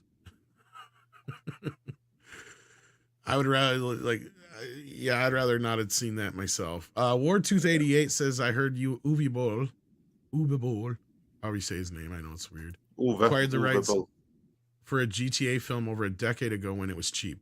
Really? If this is true, he'd have made 10 of those by now. I don't know about this. Well, if they can like buy it from him and just have him act as a producer in name only, I'd be all for it. That being said, he has made one good movie, and that was unbelievably good, Rampage. And if Rampage is anything to go by, a GTA, he totally could do that. Yeah, I never heard of this. I can't imagine. If this is true, that is. But you know what? I'm not saying you're wrong, but yeah. If that were to happen, a GTA film, I would not be terribly opposed to Uwe Boll doing it. Again, between Postal and between Rampage, he can do just the kind of needed pushing the boundaries, let's say. Because that guy, he's not going to cater to anything. Because, no Hollywood studio today can make a GTA film. Not going to happen. It has to be inclusive, diverse. It's post-Me Too, can't be sensitive, anything like that. Someone like Uwe Boll, is exactly what you need for a GTA film. And now forget about House of Dead, stuff like that. Yeah. Go watch Postal and the humor in that, and then go watch the roughness of Rampage and tell me I'm wrong. I'm not saying you're wrong. I'll put an asterisk to this though. We've technically already had GTA, but it was a show. And I think that's where it would work better anyway, and that was Tulsa King. Because Tulsa King would work as the next chapter of GTA. Like, if that was the next game, I'd be all on board. To me, so far, that's the closest we've gotten to what a GTA film or show should be. But I think your guys are kind of thinking more along the lines of, like, Crank and stuff like that is what GTA movie would be, more or less. And I get it. Go for that. But to me, I see it as, like, the type of stories they tell in GTA. Tulsa King has really kind of nailed it down. Like, that's the best way you could probably do that. I don't know. You should see Tulsa King if you haven't yet. Yeah, it's on my list of things to do. It is some of the best Sylvester Stallone in a while. And Free Guy was another one that was kind of close to that. I see some people calling that out there. Although that was more PG-13-ish.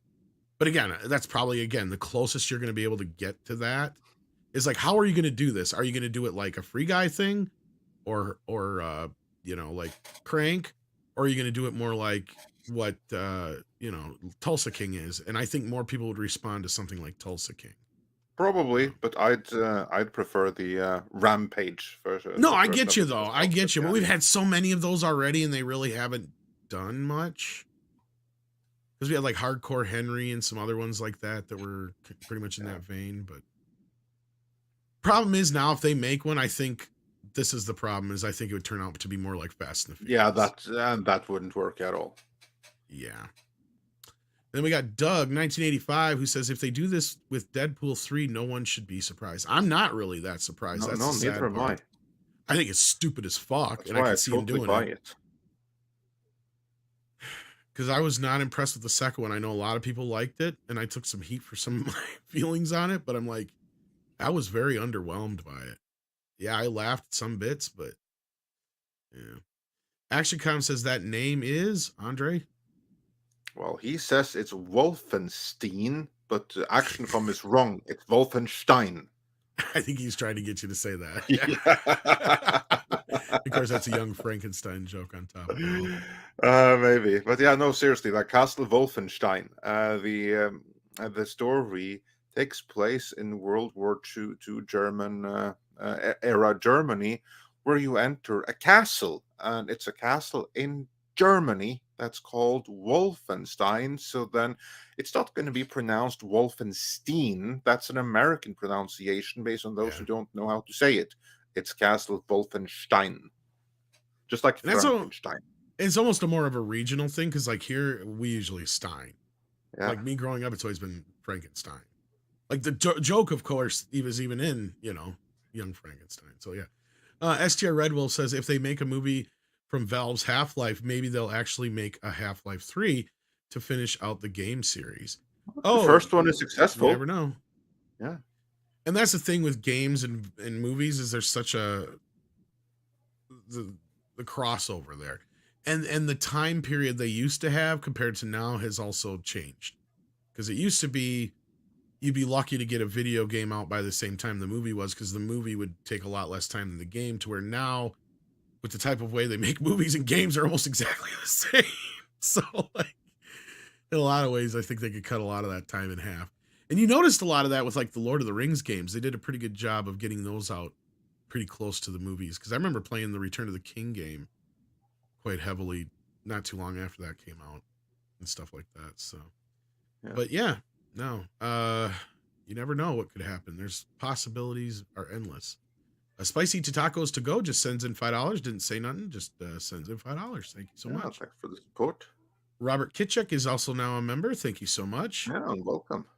We got Darius Munchausen in the house, who says Mandalorian Inception. Tom was right. Yeah, I hope I'm wrong, but I have a feeling that's the route they're going to go. Hillis Mallory says, Tom, the skip is already a thing in the OG trilogies, and how the new Disney trilogy has the same time skip from Return of the Jedi. I get that, but they have never explicitly made that clear in the movies. Like, if you're not, nobody knows whether or not it's 2 days after Star Wars and Empire Strikes Back or 10 years. Like, and I have a hard time believing that it took that many years between Empire and Jedi to happen as well. Like, I don't buy all that crap. To me, it's like, it seems like quite a time jump there. I don't know. That's just some weird shit. I know it's some weird, odd time jump in between each one. But, I've never bought into the idea that it was as long as they say. Have you ever heard that, Andre? I think it's in one of the novels or something like that. I never paid attention to it. To me, some of the timeline shit. Yeah, because like Empire takes place like I think a couple of years after the first one, and then Return of the Jedi is supposed to be a bunch more years after that. And I'm like, so they really let Solo just kind of languish there that long? Like, okay. To me, it feels like months, maybe a couple of years at best in between. But because Empire to Jedi almost feels instantaneous, right? It feels like it's all very close to where Empire does feel like it's a bit a ways away from Star Wars. But to me, I always felt like Luke Skywalker, he had a really short training session, and there was months between them. But again, I don't know. I don't remember the exact time between them, but like once or twice, and I haven't seen them in like 15 years. So no, but they're just talking about it just to me it seems like a weird time jump. Darius Munchausen says new force power, force knocked up. Well, it's not new, if you want to believe Shmi. But exactly. Mexican Iron Man says, first of all, before she was a female kid, Rey first has to transition to a male and be pregnant non-binary dude. Come on, guys. Yeah, we forgot that step. Yeah, Mike is right. Yeah. Totally we shouldn't assume her gender or something. Not yet. EBA Unit 4A says Cameron Pasha was wrong. Insider Sparrow said KK would announce retirement this weekend. Did not happen. Now I believe Mando is dying. Go woke, go broke. Yeah. Well, you know what? Now when we gotten these announcements of 3 new movies, and now we've gotten these reports from Dave Filoni of Puck Magazine saying, wait a minute, these things, not only are they not greenlit, there's no scripts. You know what that tells me? That tells me that that report may have had something to it at the time, and this is something has changed very, very recently. This wasn't planned. To me, this seems like, according to other reports that don't come from Sparrow but from elsewhere, that Iger, he wants her gone, and she's trying to get like more projects going to stay beyond her planned tenure. I'm not going to pretend to know the ins and outs of it, but I wouldn't be so quick to dismiss that may have been right at the time. But sometimes things change as time goes. We have certainly seen that many times. A report that was right one day suddenly becomes wrong the next day because something changes. And these projects right here, they're fairly new. Yeah, except for the Mando thing. That feels like it's been... That feels like it may have been for a while, but yeah. Spicy Tacos to Go then sends in $5 and says, why does critically acclaimed sound like an insult? Because it kind of is. Yeah, it almost is. When the critics have become insane, like there was a time when critical appraisal meant that a movie was good. Now it only means that it's going to be woke as hell. You can't really tell. Well, to a point. Like, this is what I was trying to say earlier, too, with the whole thing, is like, even back in the day, Roger Ebert and those guys, like, that was what I was trying to say with the Ninja Turtle review, was that basically they knew this stuff wasn't made for them, right? Roger had even said in so many words, like, obviously this shit ain't made for me. But if you're a Ninja Turtle fan, you're going to like this.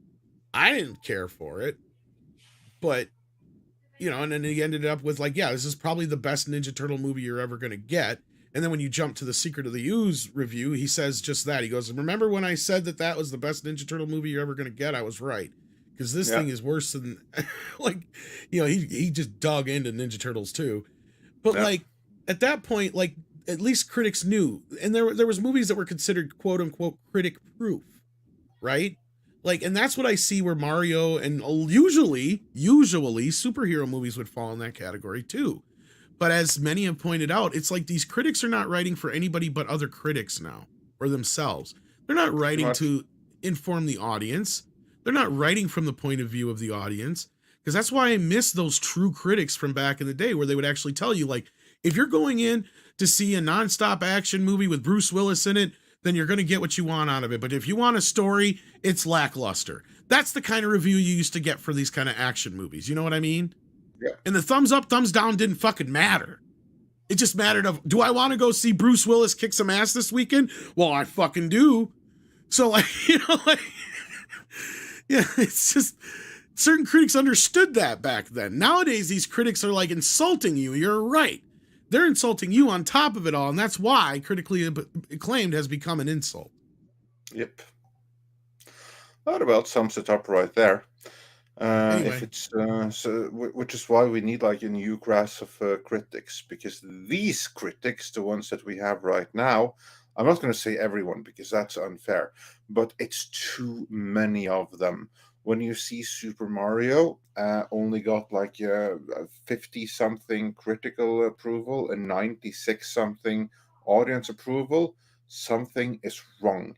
But to me, the star example is the Rings of Power, where the critics, so many as I pointed out at the time, they gave a measured positive.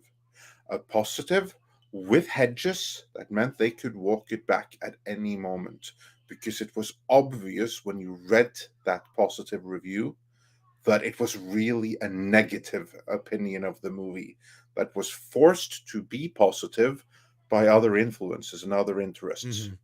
That is how it was made. You have another form of that, and that's where Grace Randolph comes into this. And this is where she's kind of trying to pretend she never gave the movie that bad of a review. Yeah. Kind of like we saw with that Canadian headline. Right? Exactly. And it's like they'll change wind real quick. Top Gun was another one I remember. We pointed this out in a couple videos. They tried to go after Top Gun early, and then they realized that ain't the way the wind's blowing. And they're like, fuck, well, let's just kind of change this. We're not going to be able to play the Rambo game with Top Gun kids. I'm sure that's the memo that went down from the top. Probably. And for those who don't know, they went after Rambo pretty hardcore. That's why I said that. Yeah, and also for those wanting some more fun at Grace Randolph's expense, that's not something I usually do, but we have a saying in Norway: if you said A, you have to say B. And since I brought her up in the previous video, I'm going to bring her up in the next video as well, which is all about the copium and now accepting Nintendo as a new power player in the industry. Yeah. And I see some people are saying, my critics are YouTubers now, and there's nothing wrong with that. We're the closest to real critics. We are technically professional critics, but I mean, we don't go around we just don't have any access. Yeah.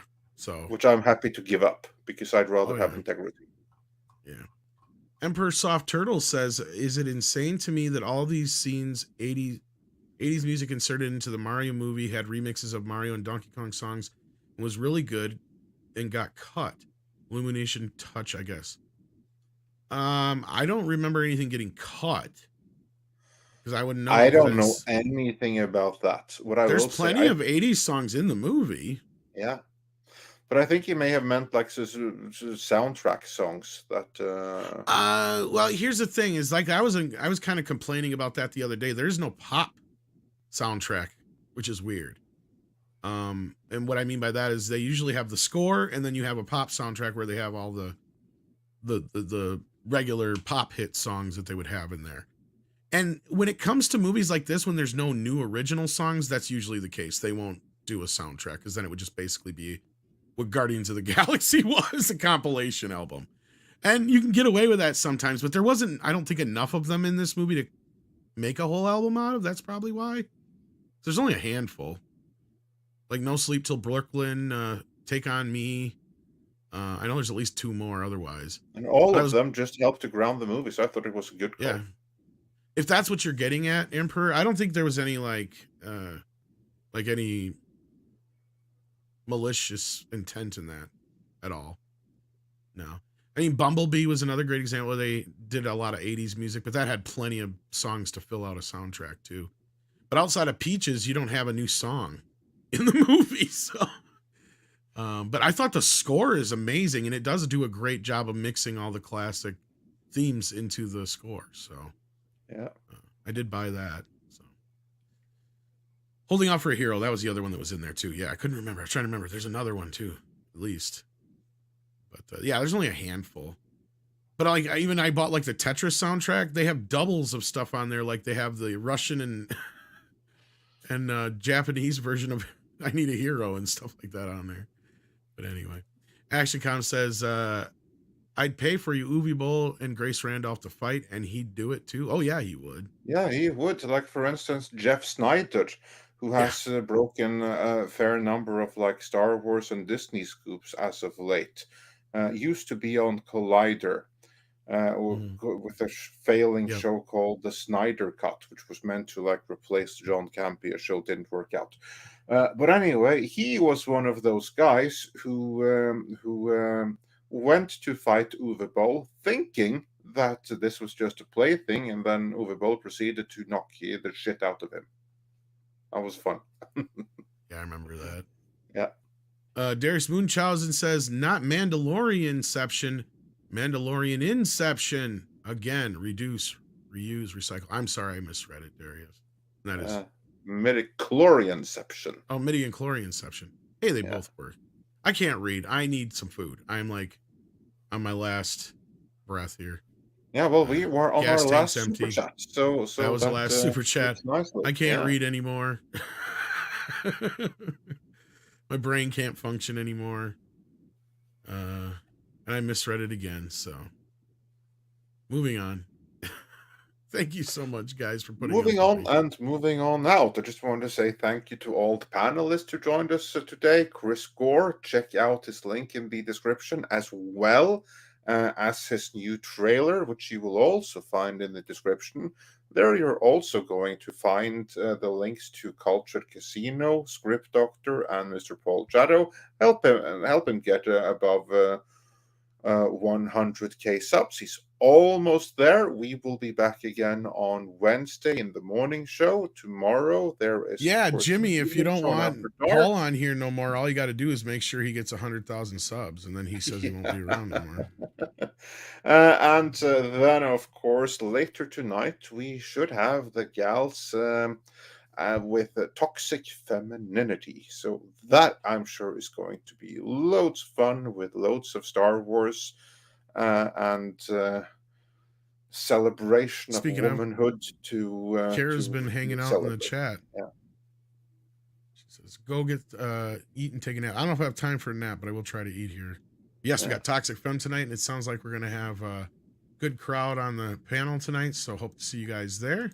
We had an excellent week last week. I believe it was our record for viewership. So hopefully we can break that again. Yeah, do that. All right, everyone. With that, thank you all for watching. We will be dropping a video, hopefully in the next few hours, and the follow-up to the previous Super Mario video, where we will go through the copium. So please make sure you don't miss out on that. Catch it early. And Obduelo says for $5, just saw the Super Mario Brothers movie. Peach was a bit too girl bossy, but it didn't ruin the film. The Kongs were miscast, and Chris wasn't as bad as I feared. Yeah, that's a fair review right there. And with that, as Jamie says, it is time for some koalas in the rain.